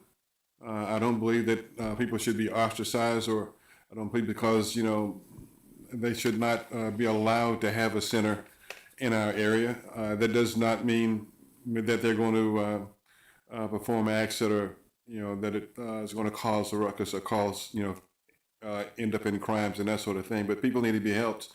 There are many places where I used to live in Clinton. The churches, many of the churches have drug treatment centers, and so I support it. Thank you. And before we hear your response, Candidate Matthews, again, I want to remind you to speak into the mics. If you're sharing a mic, I think the mics are mobile. Please pull them to you so that everyone can hear your response in the room and online and through our media sources. Thank you. I'll repeat the question. What's your stance on the presence of drug treatment centers within Laurel? Candidate Matthews. Well, being a part of the Law Grove community growing up in the mid-'80s, we had an issue with drugs in our community. And the one thing that wasn't available for those who fell victim to drugs was treatment centers. They didn't have the resources nor the money to really deal with their addiction. So I'm very supportive of drug treatment programs in the city of Laurel. Thank you. Candidate Mills. I too support the drug treatment programs. Just the other day, matter of fact, yesterday, I was right at Van Dusen and Cherry Lane. There was a young lady walking down the street, just screaming to the high heavens. And I turned and I screamed over to her to get her attention. And she looked at me and she walked over. And I said, "What's the matter?" And she looked at me and she told me, "Mr. Mills, I hear voices in my head." And all I could reflect on was how to seek refuge from Satan. And I told her what to say and have faith. Call on the Lord, because if without the programs, what else do we have? We have to put God first, and we have to put these programs, at least a program in the city. So besides just going to the hospital, we need it. Thank you, Mr. Mills. Candidate Johnson? Yes. So I'm an advocate, if someone has a problem, we should meet the need of that problem. So I am open to Laurel being a place where we provide those services to people in need. We do have to look at the specifics and the logistics of how things will be run, because there would need to be security, and other things to consider, operations, make sure we have the correct specialists there to deal with the issues that they do have. But I believe that you shouldn't have to leave your community in order to get the help that you need. Thank you for the question. I'm all for drug treatment centers here in the city of Laurel. Again, I think it comes down to public-private partnerships. I think that the city should be out procuring funding and providing funding to organizations that are providing these services to our constituents. The opioid epidemic has affected almost every family in some way. If it has affected you directly, it's affected you indirectly. And last but not least, I think that the City of Laurel Police Department is doing a great job addressing these issues. And as a city council member, I would advocate for more training in diffusing situations when you encounter someone who's having a drug episode. Thank you. Candidate Simmons, same question. Yes, from a big picture, I definitely want to see the people who need help get help. The question that's in my mind, and I think would be more research on my part, would be to see is, Laurel the right level of jurisdiction for that to happen. There's lots of different levels of available programs, and whether that's something that we get up in funding and becomes part of a budget, or if there's other resources that we can be tapping into to answer that problem. But certainly, as we see it as an issue emerging in the community, having an answer to that and a helping hand for folks who find themselves in that situation is something I'd like to see happen. Thank you. Same question, Candidate DeWalt. It's been a while now. We, as a city, the mayor and city council, we joined a lawsuit. It's a national lawsuit concerning the opioid epidemic against, I believe it's Purdue and Cardinal and a bunch of those pharmaceutical companies. And I believe some of these lawsuits are now being settled. I mean, it's not like we're going to get a ton of money, but we will get some monies from them. And it could go for, I believe there's the Hope House on Main Street. Our policemen have been carrying Narcan for a long, long time. It's probably been 6-7 years since they started carrying Narcan. But these lawsuits, hopefully they'll come through. Maybe the city will get a decent amount of money and help out the Hope House, because I know they're always packed with residents of that home there on Main Street. Thank you. Thank you. Candidate Cole. Our region has seen an uptick in drug usage. If you talk to any of your friends in public safety, they will tell you that they are seeing more PCP, more illicit drug usage, which is why the police department is carrying Narcan. I think that as a city, we need to continue offering our support and getting these people help. So if we are able to have a treatment center for drug and alcohol abuse here in the city, I think it's important to have those facilities. I think our new multi-service center that will be opening will be a great resource for helping connect those individuals as we have them come into the city and connect them with the service center to connect them to that treatment center. The multi-service center is the first step in getting them to recovery. And whether that's at a recovery center here in Laurel or somewhere in the outskirts of the city, I fully support that. Thank you. Candidate Wallace. When I was the executive director at Gabriel Network, we served many women who were struggling with drug addictions of different kinds. I answered those helpline calls myself. I visited the homes that we ran to have really difficult conversations with those folks. So this is something that I've seen up close and personal. Laurel, I think, should have at least the first attitude of, we want to take care of people here as much as we can. I would need to learn about what we're providing now, right? A councilman should be curious in trying to figure out what's already being provided, who can we partner with, so we're not recreating the wheel on things. But my attitude would certainly be, these are people who are ours. They're our responsibility first. We should be trying to provide for them. Thank you. And lastly on this question, Candidate Clark. Thank you. For the past 20 years, I have volunteered in homeless shelters located at my church previously, which also contained drug treatment in it as well, also in Silver Spring. And I have directly interacted and seen how drugs can affect an individual and also helped with those services. So I understand in speaking with each person that healthcare is a big portion of that, and it should be handled properly. I had the opportunity to tour the University of Maryland center that used to be the hospital, and they had many treatment rooms there and told us about the services that they have within the Laurel community. They were great, and you should definitely tour their facility. I've also done fentanyl training and Narcan, and I encourage everyone to do that as well. You can make a big difference in your community. So I support it, but I would like to support the fact that they also will need their care within the community. Thank you. And moving on to question one. Yes, 30 seconds, please. I just want to say that instead of, I am for the treatment centers, but let's think a little proactively. There's a reason why right in front of the Laurel Lakes, there was a medical center and across the street from Laurel Lakes by the Pizza Hut, why these medical centers were sending out these opioids. And there's a reason why they were being robbed.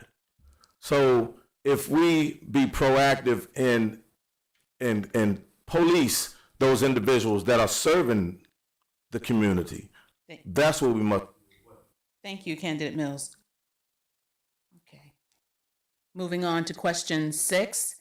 We're going to ask Candidate Simmons to be the first to respond to question 6. How will you support local businesses, particularly small and emerging ones, to ensure sustainable economic growth in Laurel? Great question.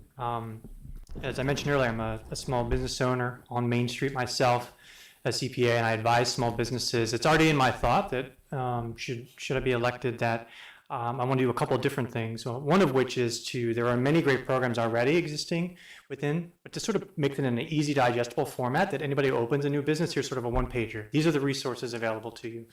I also talk to small businesses, and some of the programs that exist now are a little cumbersome to get through. And as a small business, I know the last thing you need is a form you can't understand or paperwork you can't work through. So I think we can simplify and streamline some of those things. And thirdly, I'd also like to start putting together some simple classes for small businesses. Again, it's an area I have a very deep passion in and experience in, and I think that can jumpstart people who want to start a business and keep it going here in Laurel. Thank you. Candidate DeWalt. I refer them to the Board of Trade usually.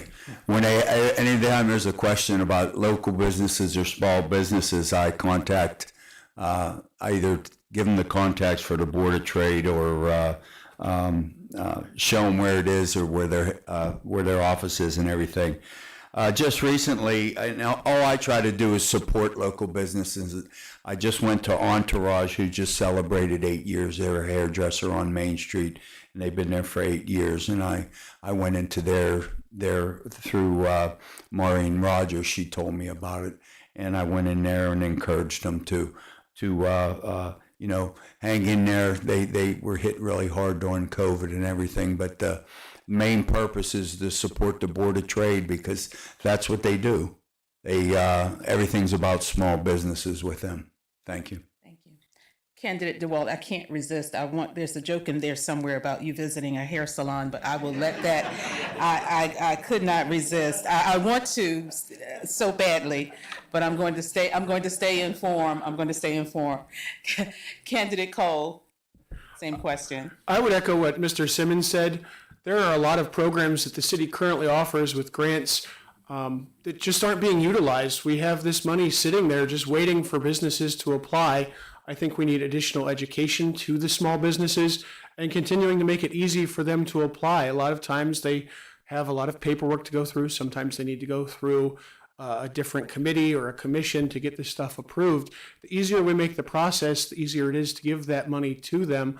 But we also need to look at when we're bringing the businesses in, what kind of business is coming in? Will it be successful? Do we have too many of that type of business already? We need to make sure that we continue to grow and bring new businesses in, not just take care of the ones that we have. I think that's it. Thank you. Candidate Wallace. Somebody who's led a small nonprofit is somebody who works in a small business now. There's very limited time, and often the margin between being a successful small business and having to fold is pretty tight, right? And there's a lot of things you can't control. So the easier we can make it for small businesses to try and succeed or try and fail, the better off that's going to be for our community. Small business success means they're hiring more people, they have more money to invest in local businesses around them, they're going to be better for the tax base, all those things. So I'd like to see, can we reduce the tax rate on them? Can we reduce the regulation? 0 steps is better than 2 steps, is better than 1 step. Can we simplify the grant programs for them, get them off the ground and running faster, less time worried about government, more time worried about being successful? Thank you. Candidate Clark? Thank you. As a woman-owned business and an entrepreneur, I understand the plights that come with being a business owner. I have heard from the business owners on Main Street, and they've mentioned about streamlining zoning regulations and permitting processes to make it easier for new businesses to open and operate in the area. In addition to that, I believe that we can develop marketing and promotion campaigns to attract more shoppers and visitors to Main Street businesses, emphasizing the unique character of the area. Also encouraging residents to buy local. As the city of Laurel, we can also, many cities and municipalities have procurement policies and programs in place that encourage or require the purchase of goods and services from local businesses. I think that's something that we should do as well. And also investing in infrastructure improvements for Main Street through funding and even federal grants. Thank you. Thank you. Candidate Leslie? Thank you. Just as Ms. Clark, I owned a small business certified by the Small Business Administration as a minority-owned business. So I know the pitfalls and the challenges facing a small business. If it were not for the fact that they had contracts that are set aside for small businesses that didn't have to compete with the larger companies, I would not have survived. And I recommend the same kind of things here, that even in the contracts for the city council, that we support small businesses, minority-owned businesses, veteran-owned businesses, and Maryland-owned businesses, to give them incentives to award contracts so that they'll be able to get these contracts preference rather than the larger companies. Thank you. Candidate Matthews? Certainly, I myself am a small business owner. I have a transportation company that transports bodies for the Maryland State Anatomy Board and Maryland State Medical Examiners. As for me, supporting the businesses here in Laurel, my nephew has a barbershop on Main Street. I sent all my families to Rainbow Floors because I'm a funeral director. I sent all my programs to Total Copies, and I love Oliver on Main. So I am a big supporter of the businesses in Laurel. Thank you.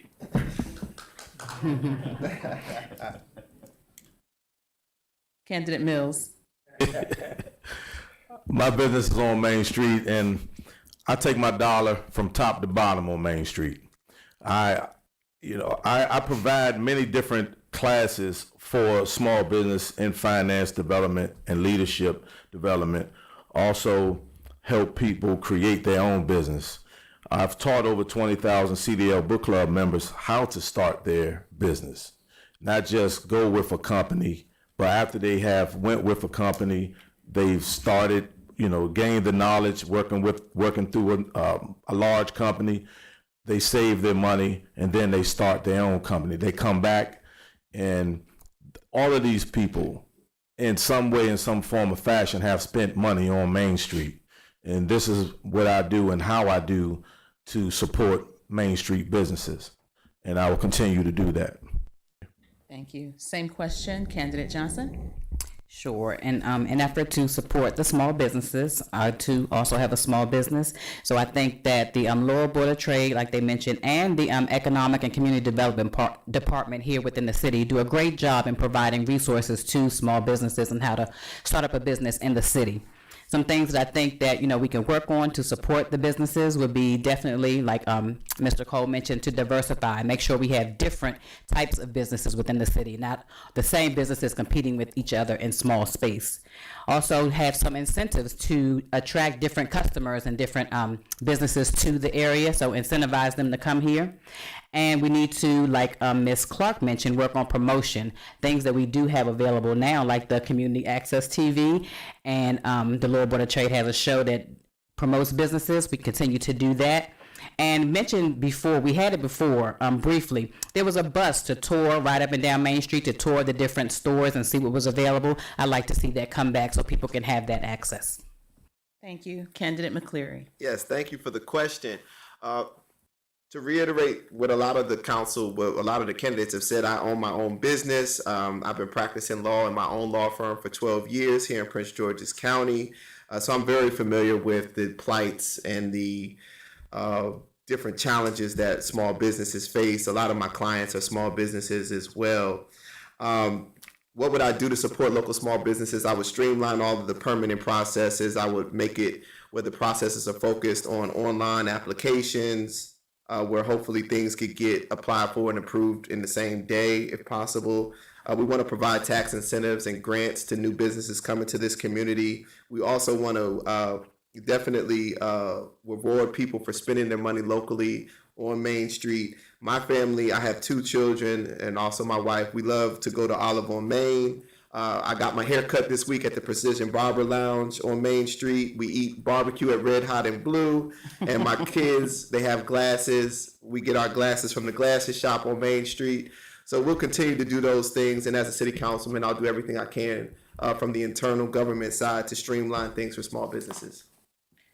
Thank you all. We've reached halftime. Rebuttal, please. Oh, rebuttal.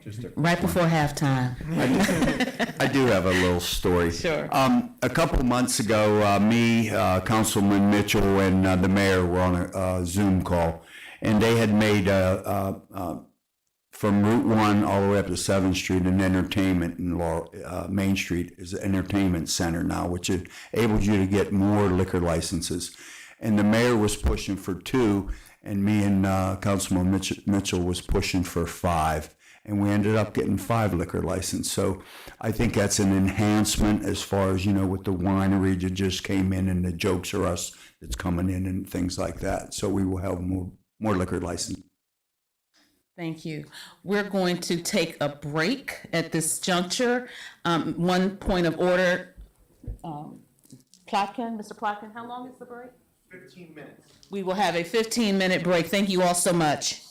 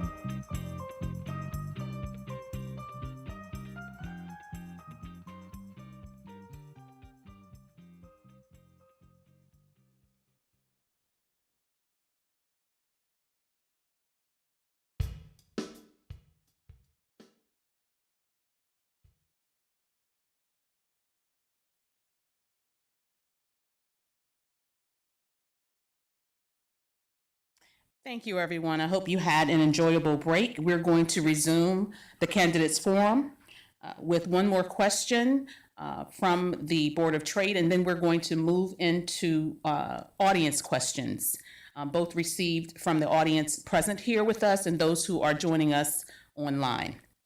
So we're going to start with the next question with candidate Matthews, and then we will continue the round robin format until we get to the last candidate for that question at hand.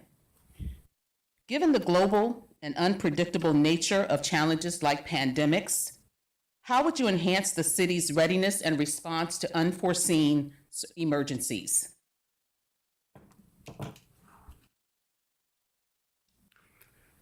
Candidate Certainly. Matthews? Huh? I'm sorry. Thank you. One more time. Read that one more time. Certainly.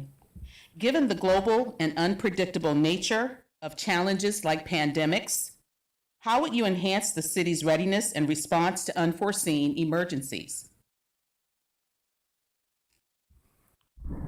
Certainly being a member of the Law Volunteer Fire Department, I think it was in 1980, 81, I think it's important that we have certainly our fire department, our rescue squad, and our emergency readiness service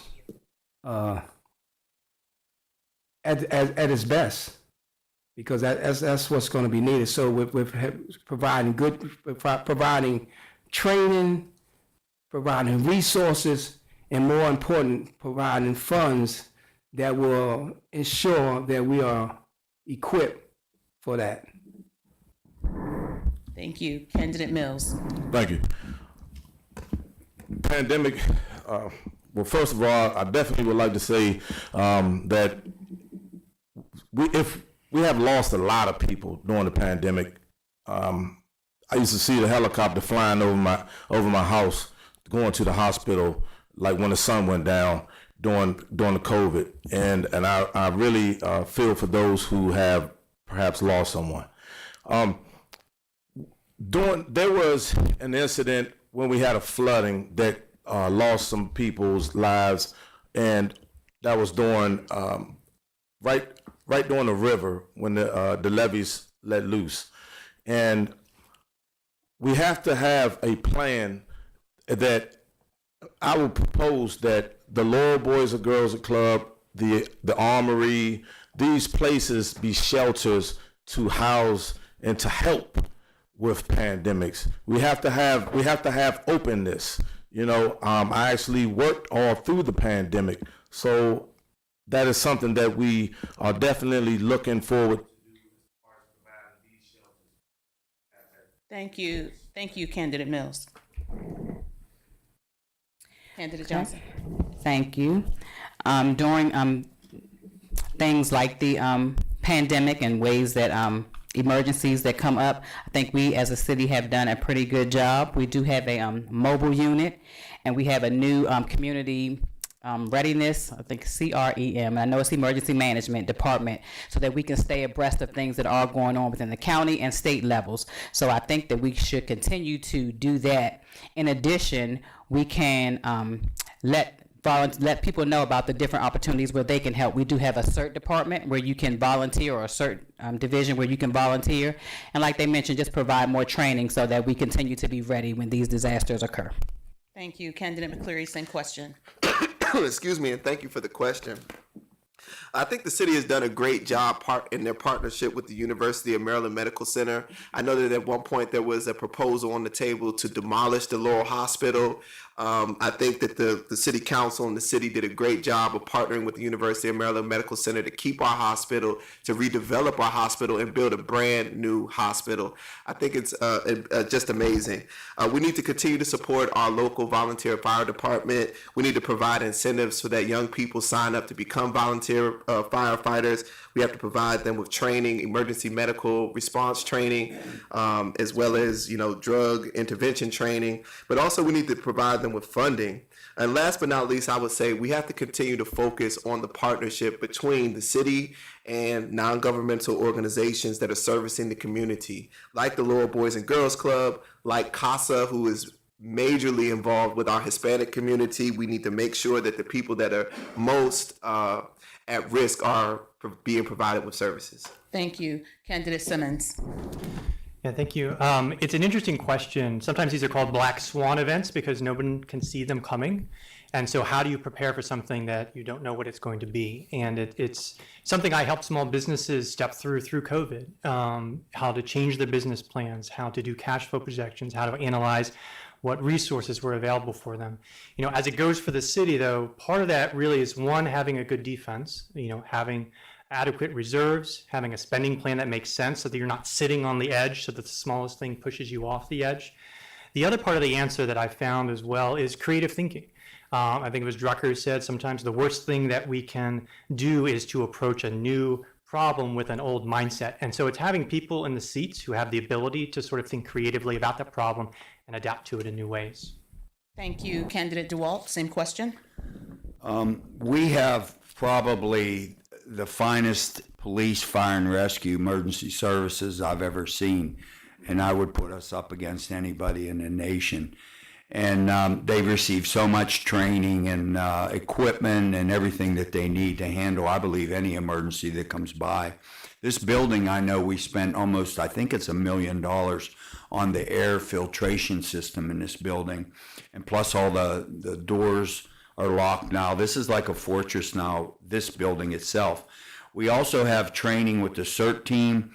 We have distribution centers like the First Baptist Church, the mosque on Conti Road, Lars. So we have a total emergency service plan that when it goes into effect, we got a lot of things. We even have a huge canteen that's absolutely beautiful to go out to places and deliver food and water and everything like that. Thank you. Thank you. Candidate Cole. As a city, we have to be continuously improving. Just today, I attended senior officials all emergencies preparedness seminar from FEMA, where we had each of the department heads, elected officials were invited to attend as well, where we did a tabletop exercise. What would happen if we had a large rain event like Ellicott City had several years ago? What were we prepared for so that we could find where our weaknesses are and address those going forward?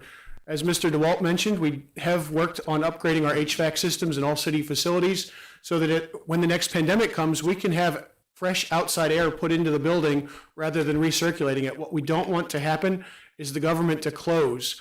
What a lot of other municipalities have been doing is when somebody got sick with COVID, they would just shut the building. And we don't want that. We have to continue serving you, the residents of Laurel. So the more that we can think, prepare these exercises, find where our weaknesses are, and fund those solutions that we do find, that if it's not in the budget, we need to come up with that funding.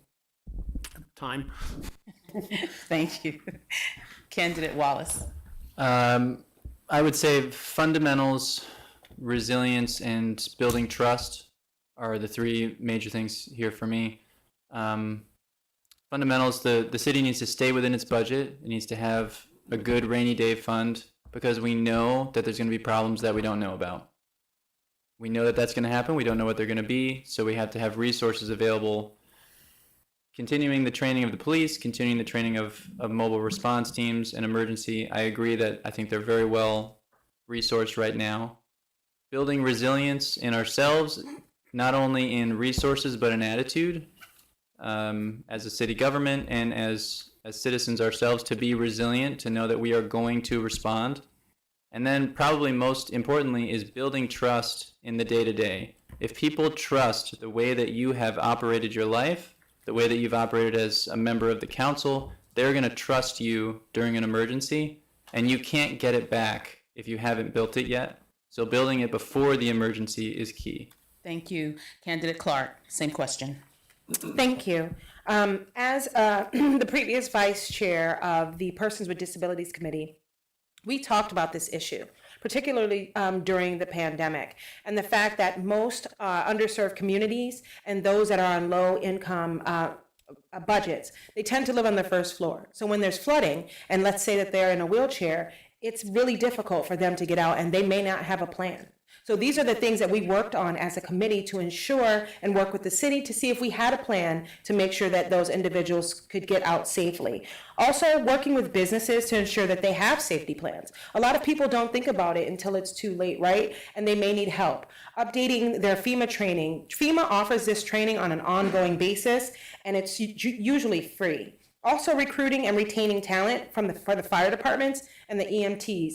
They're drastically reduced and they don't have a lot of staff, and they need that staff. And also holding information sessions to educate the public on resources and training.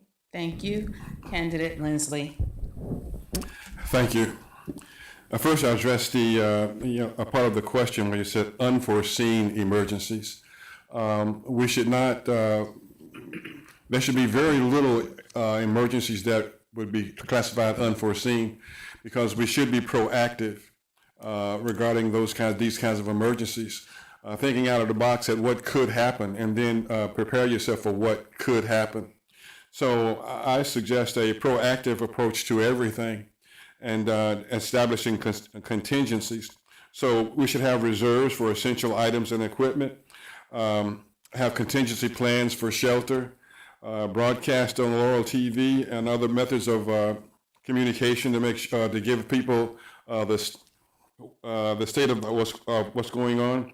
Have lists of pre-trained personnel, volunteer personnel, coordinate with the county, state, and the feds, and run mock exercises to see how ready you are in certain situations. Thank you. And now we're going. Yes, 30 seconds, please. I just want to mention Chrissy Cornwell, who's our emergency service manager. She's fabulous at her job. She keeps us informed about anything that's coming our way, and we're lucky to have her as an emergency service manager. Thank you. Thank you. And now we're going to transition into constituent questions. We're going to start with our first question. We'll begin with Candidate Wallace. How do you plan to support the Laurel Multi-Service Center and its resident nonprofits in their growth and success? I'm really happy to see the progress on the multi-service center. This is something that I spent a lot of time educating myself on in my previous work with Gabriel Network. I spent a lot of time in trauma-informed care and working with other maternity home groups around the country. I led the National Board of Maternity Housing Directors for 3 years. So that's a nonprofit group that I want to be involved in the multi-service center, and to see us being able to serve Laurel residents well there, and have that be something where we are building it for the long term. It's easy to set something up and have it run well for a couple of years. We want to have a long-term vision for that organization, the people who are going to be served there. So that's something I want to support. Thank you. Candidate Clark. Thank you. If you have not had an opportunity to see the diagram and the pictures for the multi-service center, you have to see them. It's going to be absolutely amazing and something that you would love to be ahead of the game in. I think for me, because my niche is marketing and communications, right? It's great that we will have the multi-service center, but we want to make sure that it's promoted and that residents know what's available. And so helping with that promotion, helping to get that word out, that these resources are available in our community, I think that's going to be the biggest key, because we don't want the center to just sit there and not be utilized, right? It's going to be important for everyone to know about it and the resources that are there.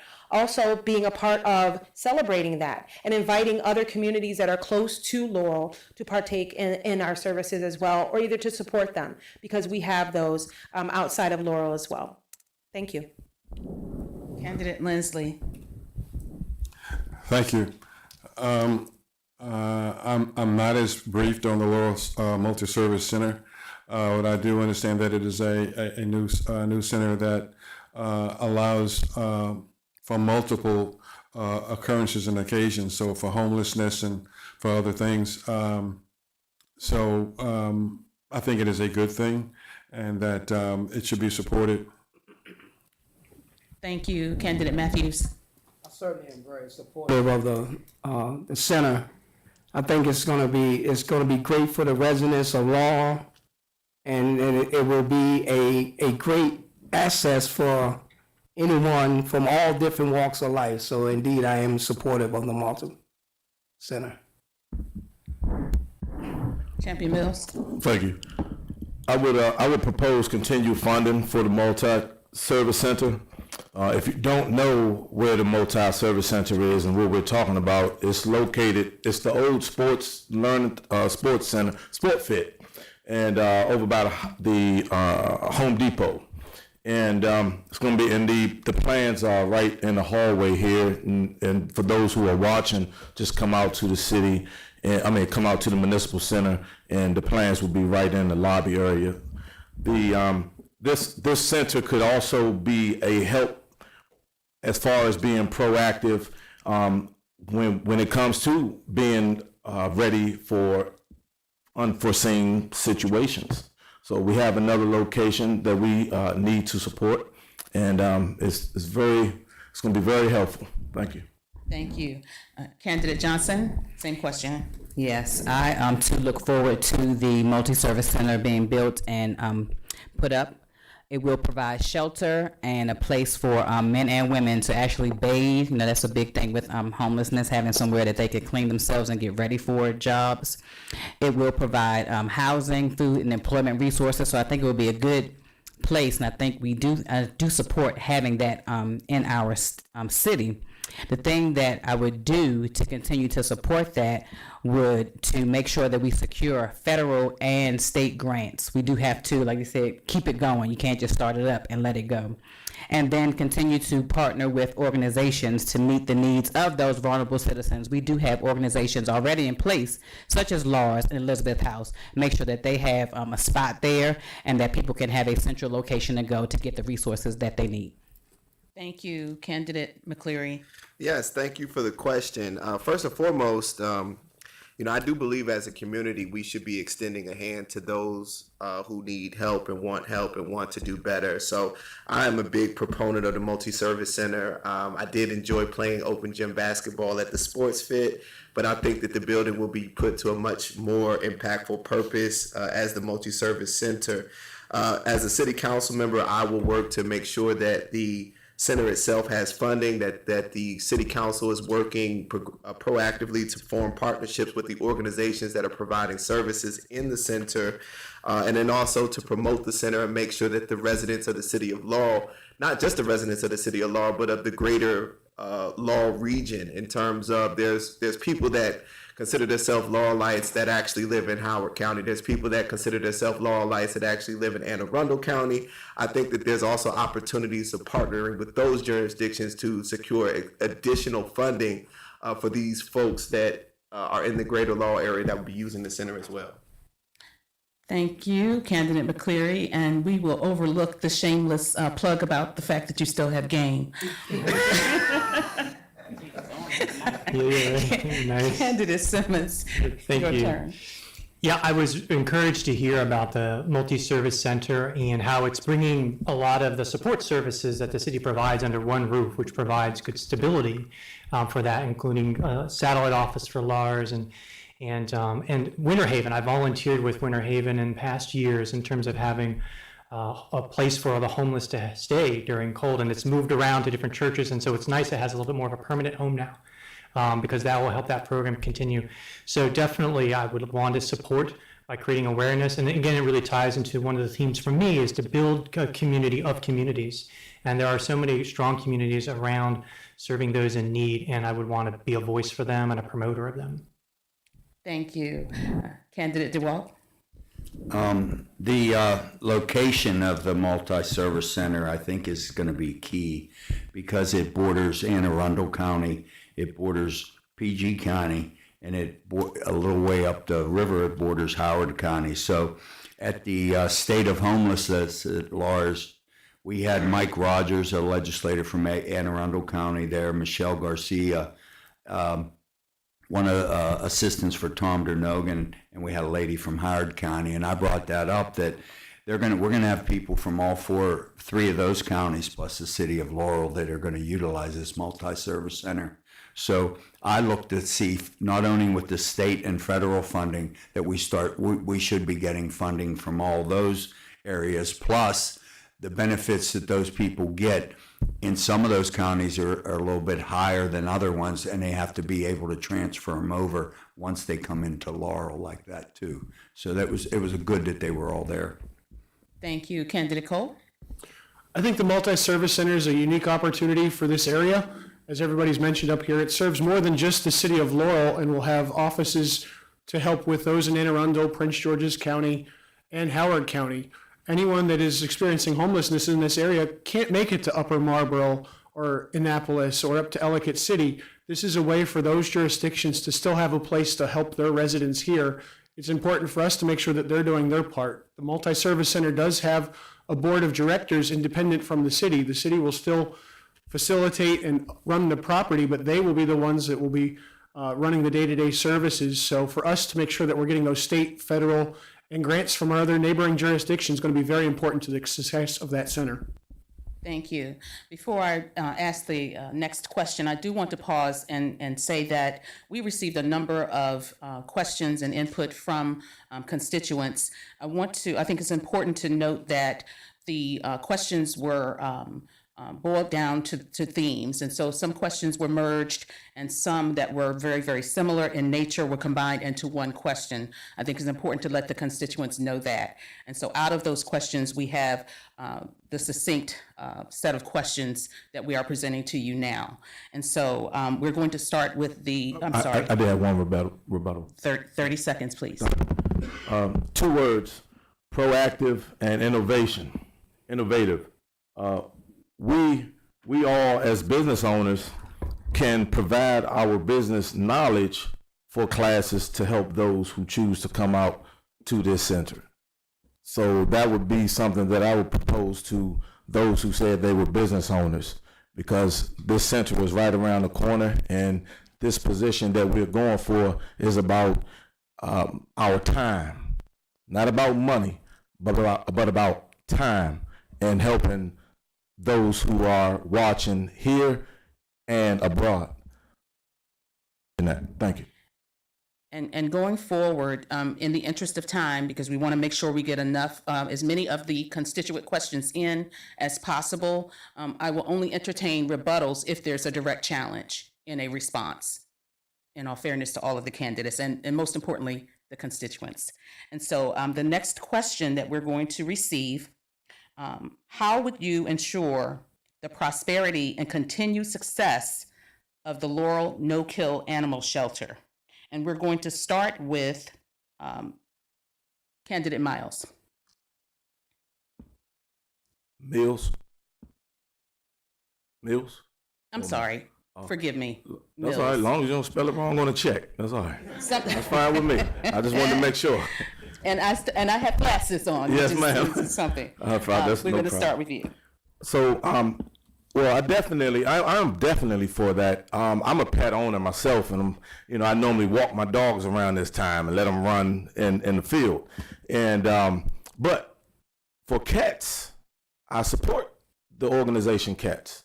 And if you are listening to me, see me, hear me, I support Cats, and I wish to provide them with any assistance that they need. Also, perhaps funding with a facility, since we're talking about treatment facilities. Let's talk about a facility that provides a no-kill shelter right here in Laurel. Thank you. Thank you. We're going to go next to candidate Matthews.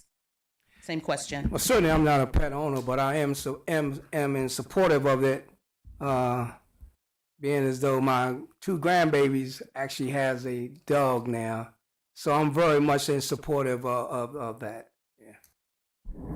Thank you. Candidate Lindsley. Thank you.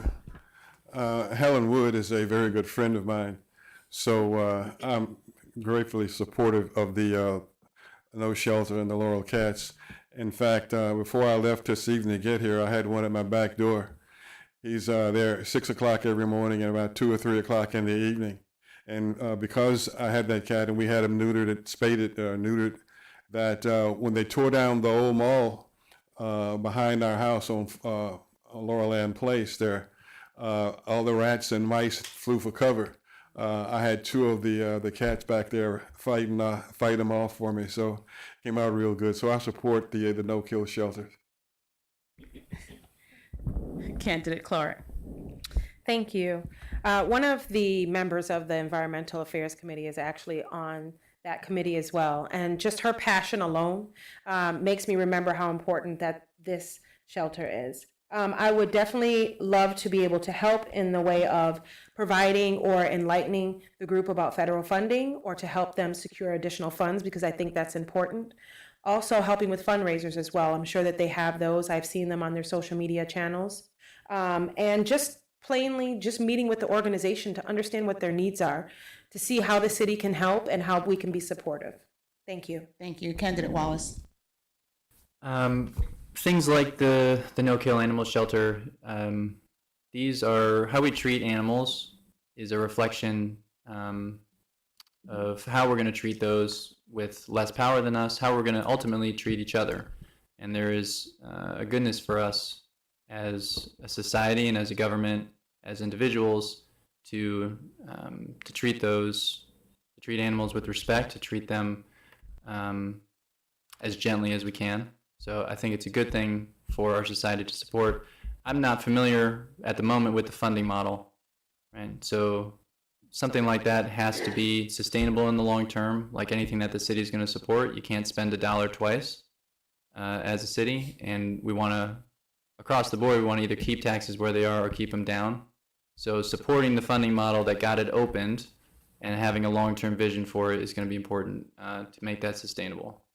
Thank you. Candidate Cole.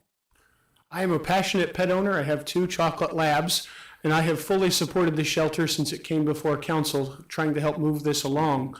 In a similar vein to the multi-service center, if something happens with your pet here, there is nowhere for your pet to go other than the police station. So if the animal warden picks up your pet, it's going to the police station where we can only hold it until the evening, and then the pet is transferred down to Upper Marlboro, which is a long way to go if you've lost your pet and you're searching in Laurel. So I fully believe that we need to have the new animal shelter fund it, but we also need to look at what we have in our surrounding jurisdictions. There's a lot of pets that come to Laurel that are just being dropped off here. There were some cats that were dropped at the police department that were chipped, and they were dropped from Beltsville, which is outside of the city. So we need to make sure that we're working with Prince George's County to fund this facility. In the county master plan, there is a North County animal shelter that has not been funded in the capital improvement project. So if the city of Laurel is able to help facilitate building that facility, maybe we can have them funded as well. Thank you. Candidate DeWalt. I don't know how many years it's been that I've been volunteering with Helen, but I try to get out of the cats things for volunteering, but she won't let me because I'm afraid of her. And whatever Helen does, it's going to be a success. I can guarantee you that. If she has to be up for 24 hours and call me at 3 o'clock in the morning or 4 o'clock in the morning for something she called me right before this venue here and said to me she needed me to replace somebody at Tampico for their fundraiser. I said, Helen, there's a forum tonight. It's totally, when she gets zeroed in, she will never let this shelter fail. It will be done correctly, and she will find the funding, and she will get it from people. Candidate, well, I need to meet whomever it is that has you afraid. I must meet her. Candidate Simmons, same question. Yes, thank you. Yeah, I was going to mention, I was aware tonight that the Laurel Cast is having a fundraiser at Tampico, and they're also having it tomorrow night. So head on out there, a little plug for them. I know they do good work, and there's a lot of good people on there. So, and that's the type of thing where, like, if there's people like passionate about doing something, I think they should have that support, and they should be sort of helped raise their profile and given support. How exactly it works in the city's budget, I don't know the answer to that question, but I know that when you have somebody who wants to do good, you need to get behind that person and help give them what they need to make it happen. Thank you. Candidate McCleary? Yes, thank you for the question. First and foremost, I am an avid dog dad. Okay, I have a 2-year-old Labradoodle. He is, one of the lights of our lives. He's greatly improved our experience as a family, our day-to-day. lifestyle has just been unbelievably affected by him. Regardless of what happens in court, when I walk through the door, he's happy to see me, like I'm Michael Jordan or something. To ensure the prosperity of the no-kill animal shelter, I'll do everything I can as a council member to make sure that the city is providing it with funding. Also, I think that it's very important that the city promotes not only that nonprofit, but the other nonprofit service in the community, so that people know the work that this organization is doing in the community. Lastly, I think that Mr. Cole had a great idea. I think that the city of Laurel should be making bids to the county to build the Northern Animal Shelter here within the city limits. I think that's an opportunity not only to support this organization, but to support the other initiatives. Thank you. Candidate Johnson, same question. Yes, I'll keep it short and sweet. I no longer am a pet parent. I did lose 2 dogs, but I'm familiar with the Laurel Cats organization, and like everyone has mentioned here, I'm glad that we do have something in place in the area, and there's someone in charge of it that's very passionate about it, because like the closest place would be the PG County shelter. So as for me, I would need to get again more information about the funding too, as for the exact organization. But I do appreciate that we do have that passion here in the city. Thank you, Candidate Johnson, and we're sorry for your loss. We're going to stay with you for the next question. And we're making good time, so we're going to try to get through. We probably will not get through all of the constituent questions, but we're going to press forward. So the question for you, what do you perceive as the primary challenges and opportunities for the city of Laurel over the upcoming 5 years? So what do you perceive as the primary challenges and opportunities for the city of Laurel over the next 5 years? Hey, thank you for that question. So just a couple of notes that I've taken, because I actually watched previous forums, so that question did come up. So just over the next 5 years, and just even more closely the next month, we're going to have a new government. So we're definitely going to be looking at change in the local government. So it's something that we, as the constituents and participants in this community, will have to look at and moving forward, see how we all can work together to get things done for the city. And a couple of things, like we've mentioned before, definitely affordable housing. Again, we want to make sure that we have affordable housing for everyone in the community. And as a lot of us were talking too about development, guess we have different ideas about development, but we do have to make sure that we are utilizing our space in the best way possible. So those are 3 areas for me. Thank you. Candidate McCleary? Yes, and thank you for the question. I think that the biggest challenge and area of opportunity for the city in the next 5 years is in the economy. Inflation is running rampant nationwide. It's affecting us here locally as well.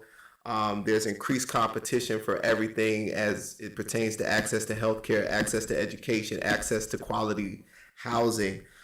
As a city, we need to make sure that our constituents are poised to engage in this competition. We need to make sure that people are receiving job training, that people have access to information, and that we're holding developers accountable and making sure that they are contributing to environmental justice initiatives that I think will undergird people's ability to compete and engage in this new economy. We can't keep the future from coming to Laurel, but we can prepare our constituents for the future. Thank you. Candidate Simmons, same question. Yeah, as far as primary challenges, there's a few that come to mind. One, I think, is redevelopment and reinvestment in Laurel, and being sure to do that in a smart way that preserves the community feel of Laurel and doesn't let it drift towards a commercialization, and also doesn't let it drift from the touchstones to our past, our history that provide that some unique flavor of Laurel. A second one is we have a growing Hispanic community in Laurel, and I think that can be a great thing. My wife is a Spanish teacher. She studied in Mexico. She's Spanish speaking, and that community is one that I feel needs to be invited, needs to be extended. Bridges need to be built. I know our materials were translated into Spanish for the campaign. So that, I think, is a strength and it's an opportunity. And part of that is connected to also community building, bringing people out to get that sense of togetherness that I think Laurel can have. Thank you. Candidate DeWalt? We need to protect our environment, and that would go with these excessive high density developments. Like Mr. Mills said, when you think they're going to have single family homes, all of a sudden they come up with townhouses because townhouses is going to make more money. We need to stop this madness from these developers, and we need to have a lot more green space and definitely protect our environment. We need total transparency in our government, total transparency. And our city website, you should be able to, if you're going to put a new roof on your house, if you're going to do whatever you want to do, a fence up, anything like that, it should be easy to find, and it should be all transparent, and it should be, the instructions should be very easy to people like me who's not on the computer a lot. But we need those types of things in these next 5 years. Thank you. Thank you. Candidate Cole? In the next 5 years, I see our city continuing to change. We have become more and more diverse over the years. Next year, the planning committee will be starting on our city master plan. I think that we need to look to our master plan and our strategic plan for city government to make sure that we're including all stakeholders in the city, whether it's the environment, housing. How do we move forward as a community and make sure that we're not leaving anybody behind? We're not hearing just one voice. So I look forward to working on the council to continue developing that plan to make sure that sustainability is not just something that's set in a separate book. It needs to be part of the city's collective master plan that we are all following so that we know where we need to be investing. And whether it's housing, whether it's businesses, we need to have that plan to make sure that the council is all on the same page. As they've mentioned, we are going to have a new council, and that plan governs us for 5 to 10 years. So having that for the next councils after us, making sure that everybody stays on the same trajectory is really important to me. Thank you. Candidate Wallace? I think there's some challenges that many of my colleagues up here have mentioned, right? The housing supply we've talked about already. That is an opportunity to reinvest in Laurel and to do it in a way that can emphasize one of our real strategic advantages around the train station. Right? I mean, the train station is an opportunity for us. It's getting a facelift right now. There is good parking there and a transit overlay. There's things we could do that would build up housing supply, build up more opportunities for businesses, and Main Street to take advantage of more people coming through there that isn't going to affect traffic in a heavy way. So I think we can be smart about those things. The taxes and our sustainable budget over the last number of years is an opportunity for us to try to push that down some, and I would like to see progress on that as well. Thank you. Candidate Clark, same question. Thank you.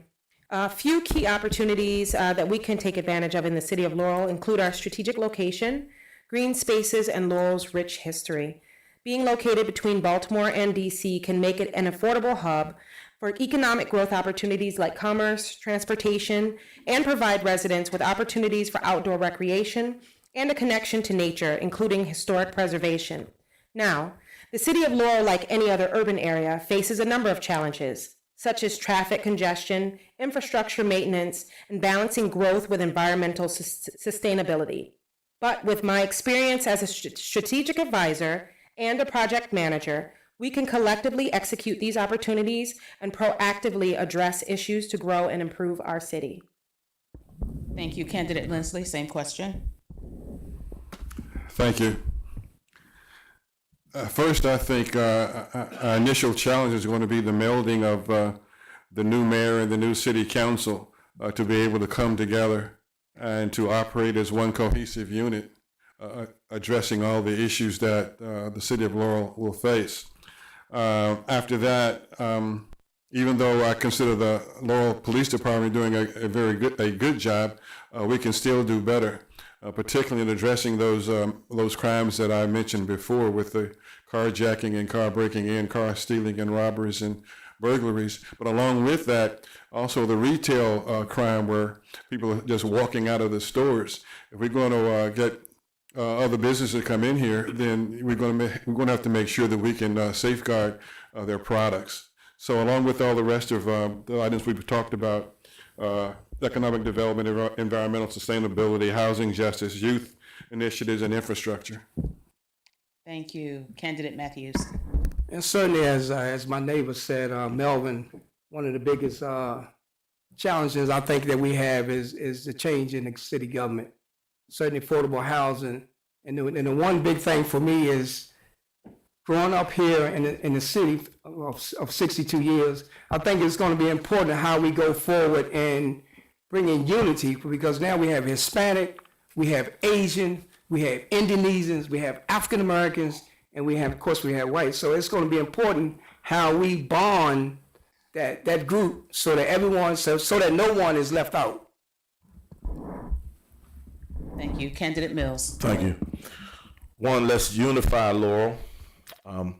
Opportunities and challenges for the next 5 years is our fight, our fight against mental health and truly challenges against developers, continuing to make the city a sanctuary city for our Hispanic community. Let's beautify Laurel and along with cleanliness, and let's slow vehicles down. We need more speed humps, especially in the Ashford community. I'm surprised they didn't even say this, but you know, knocking on these doors, I mean, you really find out what the problem is. And every community that wants a speed hump, hold us accountable, and we have the money. We don't have to wait election year to do this. Let's get it done. Thank you. Thank you. I believe we have time for one more question, given the number of candidates to respond. And so we're going to get that question in, and we're going to start with candidate McCleary. Given the pace of development in Laurel, how would you balance the need for modern infrastructure with preserving the city's historical and cultural heritage? Well, I think it comes down to the permitting process. The historical nature or aesthetics of Main Street and other areas of the city are very important to the constituents here. I think it's very simple. To build in Laurel, you have to go through the permitting process here in the city.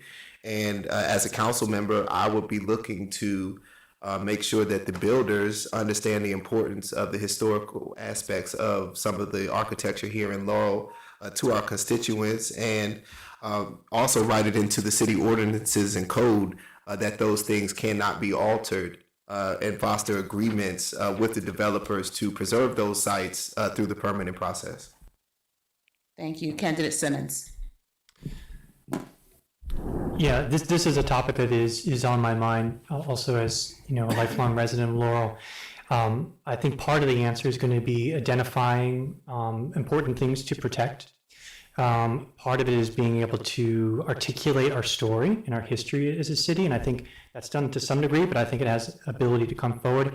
And part of that is the decisions made by the council themselves to ensure that there's places for small businesses to still remain in the city, not get edged out, so that we still have that small town feel. You need the money, you need the development, but you can do it in a smart way, so that that flavor of who Laurel is doesn't get lost.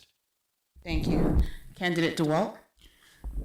I think one of the issues we should concentrate on is when somebody's in the historic district is going to make some changes to the outside of their properties, that we need to balance that and make sure that it conforms to all the standards that we're used to, because you could see certain houses and stuff where they bring in people and they put something on their house like over the weekend or on like a Sunday or something like that. We need more enforcement as far as the historic district goes for that. And we have a long time ago, we passed the development that goes in between B and C Street. I think if that development, and they're supposed to be on hold because of COVID, I think once that development gets ready, that we should, as a council and a mayor, meet with that development and give some recommendations to them that will keep that community a little bit more historic, because you got C Street Flats, which isn't historic. Thank you. Candidate Cole. I think some of the question's been lost. Can you please repeat the question? Absolutely. Given the pace of development in Laurel, how would you balance the need for modern infrastructure with preserving the city's historical and cultural heritage? Thank you. We need to continue to grow. A lot of the infrastructure that we have, especially if you cross over into Old Town, is just that, it's old. Some of our sewer pipes and infrastructure that we have is 70, 80, 90 years old, depending on which street you live in. We need to make sure that what we are doing to upgrade those continues to match the neighborhoods. We need to continue that as people are upgrading their homes to make them more energy efficient, that we make it easier for them. While I've been on the Historic District Commission, I've been working with Economic and Community Development to make sure that those guidelines are easier for people to get the permits that they need, because it should not take forever for you to get a permit for your energy efficient windows. In the same vein, we need to make sure that we are looking at our public buildings. What do we need to do to upgrade those? Where should we put the development in the future for, say, new parking garages? How does that parking garage fit in with the community so that it doesn't look like just a corporate piece of concrete, so that it still fits our city? Thank you, Candidate Wallace. So we're balancing things that are good here, right? And that's one of the hardest things to do, is balance things that are good. If people want to come and invest and bring new energy into the city, bring new jobs into the city, that's a good thing. But we also want Laurel to be Laurel. And in order to do that, we're going to have to make some hard choices about identifying these are the buildings, these are the design guidelines in a clear way that make Laurel Laurel, that are going to be the real historical touchstones of Laurel. And there's going to have to be some letting go so that new things can develop, right? If something stays the same forever, it eventually dies. And that's not something that we want to happen to Laurel. So I want to see better clarity for folks. I think the changes on the Historic Commission have been good and need to go further in making it so that a property owner can go in and they know exactly what they're going to be asked about. It's very clear what the rules are, and you don't have an ambiguous dialogue between folks trying to figure out exactly how far they can go. Sorry. Thank you. Candidate Clark. Thank you. I've had the opportunity to speak to residents, particularly in the Breckenridge area, that have mentioned about development and their concerns for the trees, the green space, and I understand that as well. But as many of the candidates have said, we do need to build within Laurel, but in the right way to ensure that our history doesn't get lost. That the locations that have been there for many years, I was able to speak to lodge members who have been here for 82, 72 years, and they don't want to see that history lost, and neither do I. If we need federal funding to reach out and find those resources, right, so that we can make sure that these locations have the upgrades that they need, but we don't change the preservation of that location. Also, in places that have not been used that may be a part of history, to turning those into either museums or locations where they can be rented for event space so that we can still capture that history and keep it within our community. Thank you. Thank you. Candidate Leslie. Thank you. I think this is a question that the new board is really going to have to take seriously and make strategic decisions on how to balance maintaining the historical side and also allowing for new growth on the other side. There is a challenge with, I think as Mr. Cole brought out, with the infrastructure of the historical side. You got old plumbing, you got old frames and everything else, which causes some issues as well. But we have to, they'll have to make the decisions on that to keep it balanced. I would like to see the Laurel Boys and Girls Club building revitalized, which is an old building, but it's not being used as well as it could be. But it's been there for 50 years providing a service, and I think the board itself has a duty to see what we can do to fix that. Thank you. Candidate Matthews.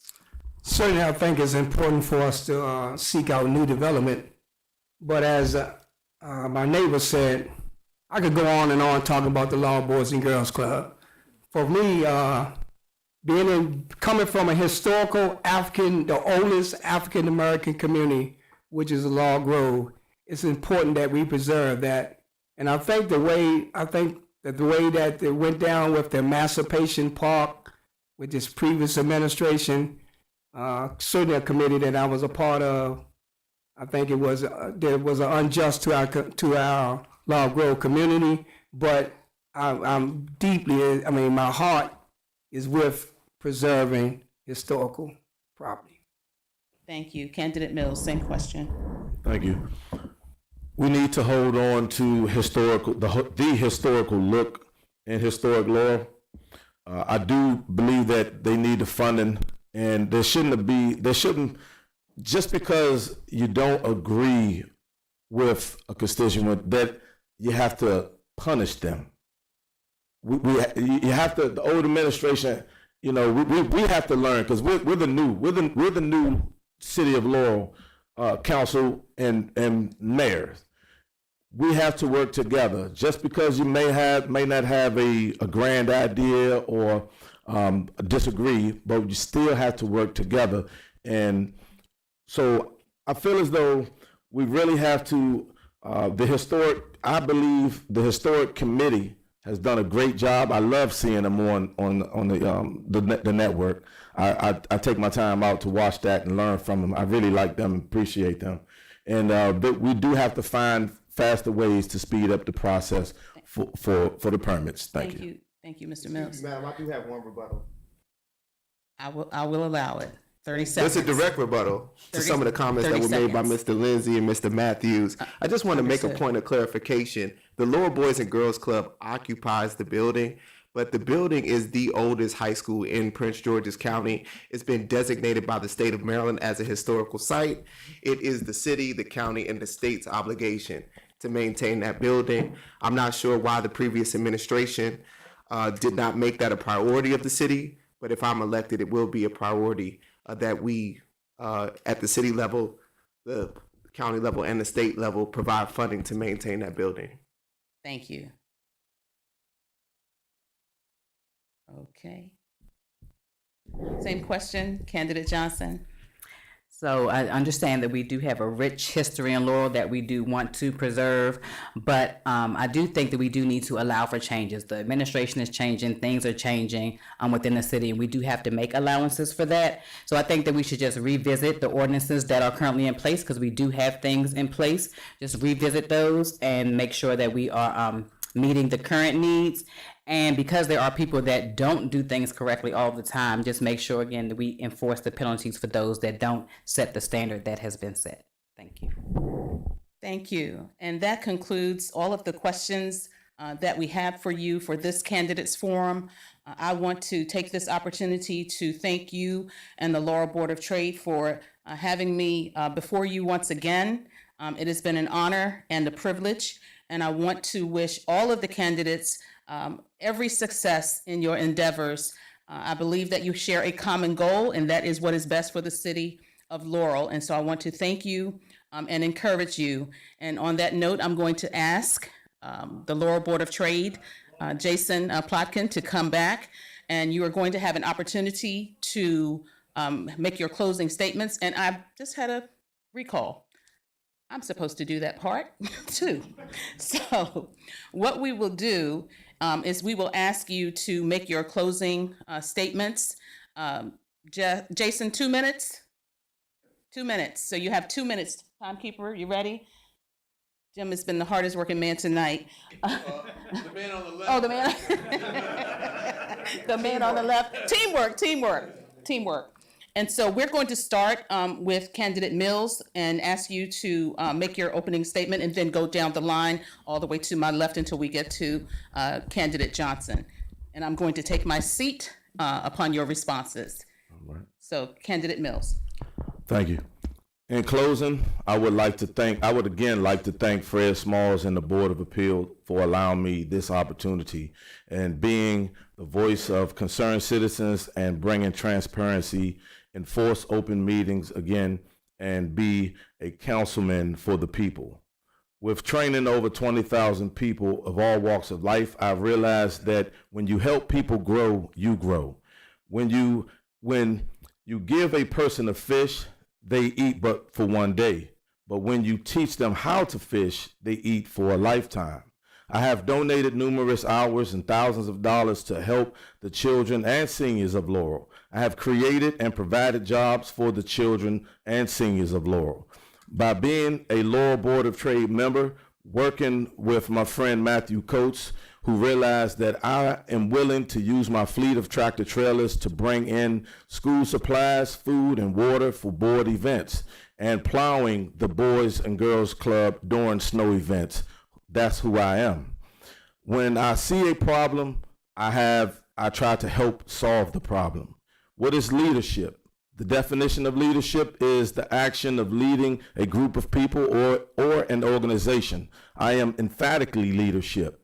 Action is the fact or process of doing something, typically to achieve an aim. The aim here is to be less punitive while having the changing of the guard and afterwards. I truly thank the citizens of the city for voting and putting me on post.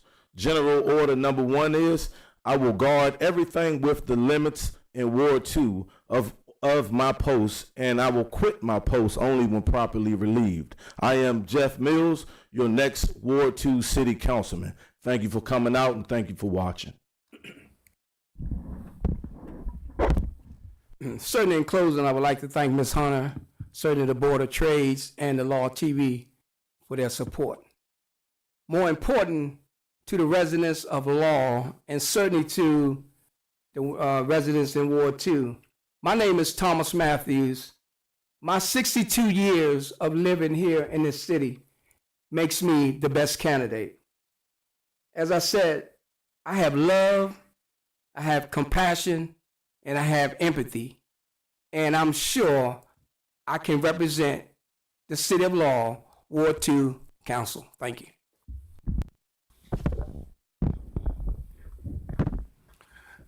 Thank you again for the opportunity to attend this forum tonight.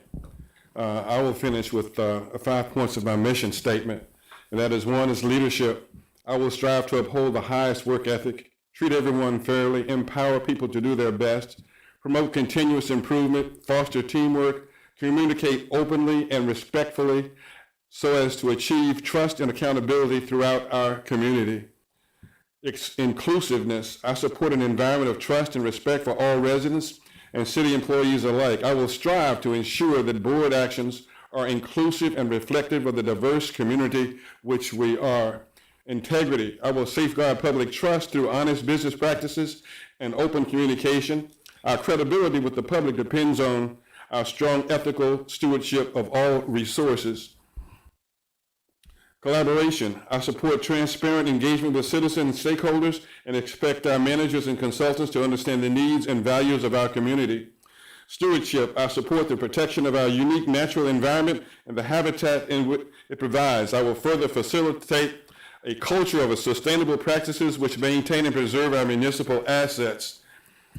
The position of city councilman requires integrity, knowledge, experience, communication, commitment, compassion, and dependability. I believe that my vast experience as a military veteran, as a business owner and manager, a law enforcement professional, community service leader, and my education qualifies me for that position. I've been a resident of Laurel for 22 years. I love this city and I want to see it thrive, not just survive. I'm Melvin Lindsley and I approve this message. Thank you for allowing me the opportunity to discuss the issues that matter most to our community tonight.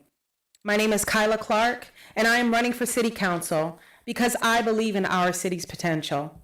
I believe that by working together and embracing the diversity of our community, we can tackle any challenge and seize every opportunity that comes our way. I am ready to roll up my sleeves, listen to your needs, and be a tireless advocate for our collective vision. But I cannot do it alone. I need your support, your trust, and your vote. Together, we can make our city the best it can be. I'm asking for a chance to serve you, to be your voice on the City Council, and to work hand in hand to build a brighter, more inclusive, and prosperous future for our city. Let's move forward together, making the city of Laurel the best place to live, work, and thrive for everyone. I ask that you please do your research and read about each candidate to vote with an understanding on November 4th and November 7th. For more information about me and to contact me, please visit kylaclark.com. Thank you. Thank you, everybody. Thank you to the Board of Trade once again for making this happen, and for everybody who is here and watching tonight. I'm Stephen Wallace, and I would be honored to serve you as the council member for Ward 1. We heard a lot tonight about different challenges and opportunities in Laurel, And I think as I am going to be casting my own vote, I'm going to be thinking about what the priorities are of the people up here and how they're going to be expressed over what we think we're going to see and what we actually see over the next couple of years in city government. So the priorities for me are going to be focused on helping families to flourish, to be a small business champion, and to be focused on resident-friendly policies. To remember that the government exists to serve, it doesn't exist in order to set rules arbitrarily for people to follow. It doesn't exist to enforce penalties. It exists to serve the residents of Laurel, and to have that primarily in the front of not only our minds, but the minds of everybody who works and serves throughout the city, to be reminding them constantly that that's why we're here, to do the things that government needs to do so that we can all live safely, work safely, play safely, worship safely, everything that we want to do that's important in our lives. We need government to set the stage for those things. So I would be honored to serve Ward 1 and to serve the city as a whole, and I thank you for your support on November 7th. Again, my name is James Cole, and I am running for re-election to Ward 1. I wanted to again thank the Board of Trade and the attendees tonight, but I also wanted to thank all the candidates that are up here tonight. This is the largest number of candidates that we have had for City Council, and it's been an enjoyable night tonight getting to know all of them.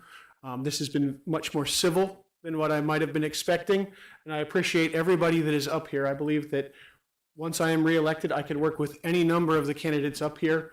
I look forward to bringing my expertise and all the things that I have learned over the last 2 years in city government to help all the candidates here learn their new roles on city government. I look forward to also continuing to represent and serve and listen to all of the residents of Ward 1 and the city as a whole. You don't have to live in Ward 1 to reach out to me. I am able to listen to you, take your questions to City Hall, get you answers, and help get the services that you need. I pride myself in getting back to you with good customer service within 24 hours in most instances. You can reach me at any hour of the day. My information is on my website. Again, if you have any questions, please go to coleforcouncil.com or email me at jamescole@coleforcouncil.com. And I look forward to your vote for James Cole for Ward 1 on November 4th and November 7th.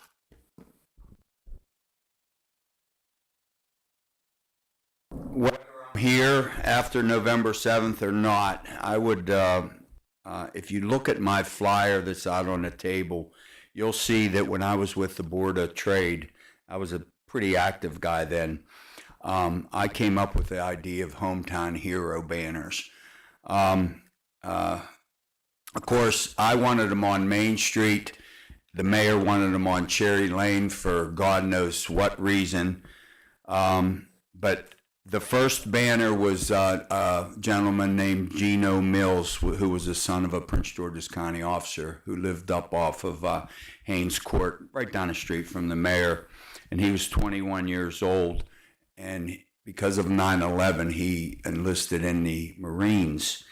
And he was killed in Afghanistan at the age of 22, I believe.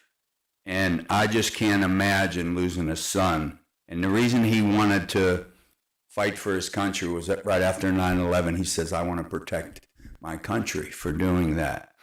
And those banners, there was another one, Mr. Alt, whose family owns Dottie's Trophy. He was a veteran of the Korean War. So those are my two banners that we displayed up on Cherry Lane, where you couldn't see them, where you drove by and nobody knew they were there, and you really couldn't visit them because there's 3 lanes on each side of the highway, so you couldn't stop and go across the street because you're risking your life, and then you got to stand in a grassy area there. But Main Street from northbound Route 1 to the American Legion, where our vendors go all the time, there's 13 poles there that could hold these banners. But the mayor wouldn't put them there because it was my idea. So if anybody gets this and you see these hometown hero banners, and I'm not a council member anymore, get this program moving. The American Legion would embrace it, and we have so many heroes in our community that need those hometown.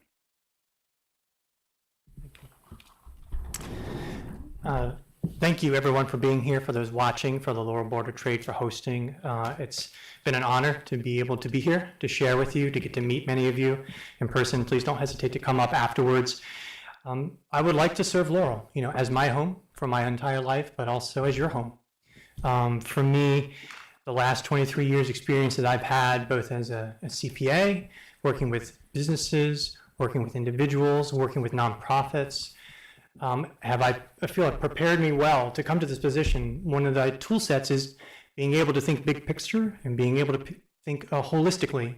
That's what I talk business owners through all the time. That's how I advise organizations all the time. And I'd like to be able to bring that to Laurel on the council.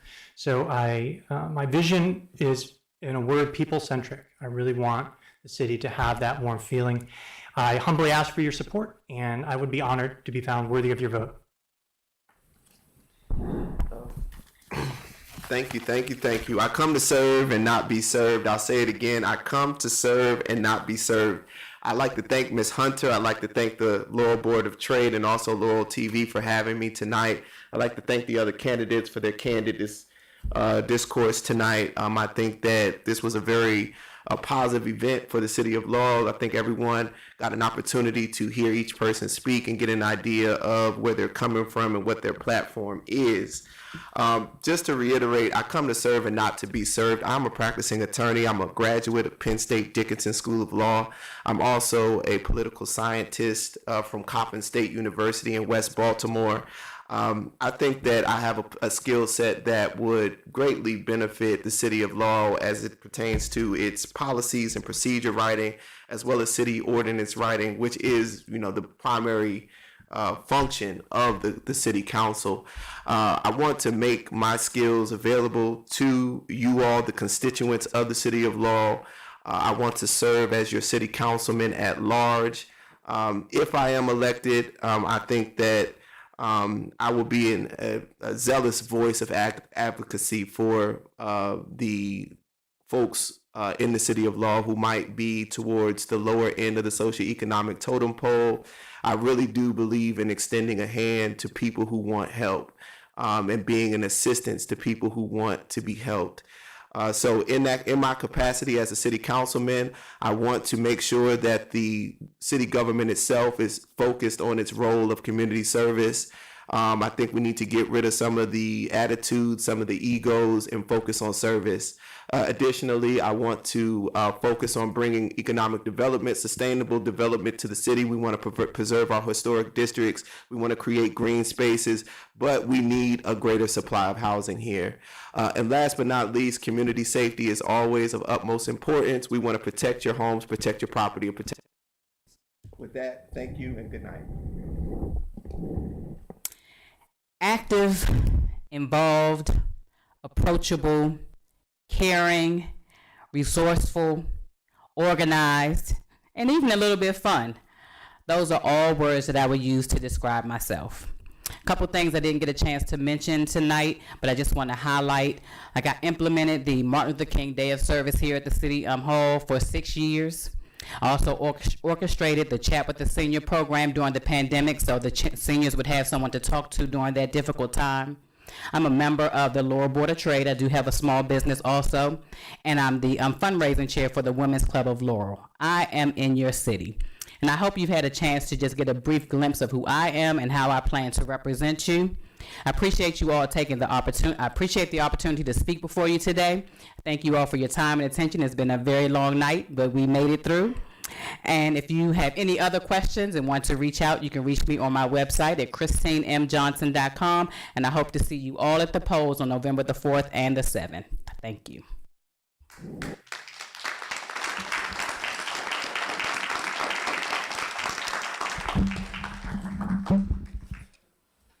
Lots of passion here tonight. I think this shows us that the future is very bright in Laurel. So again, for all the candidates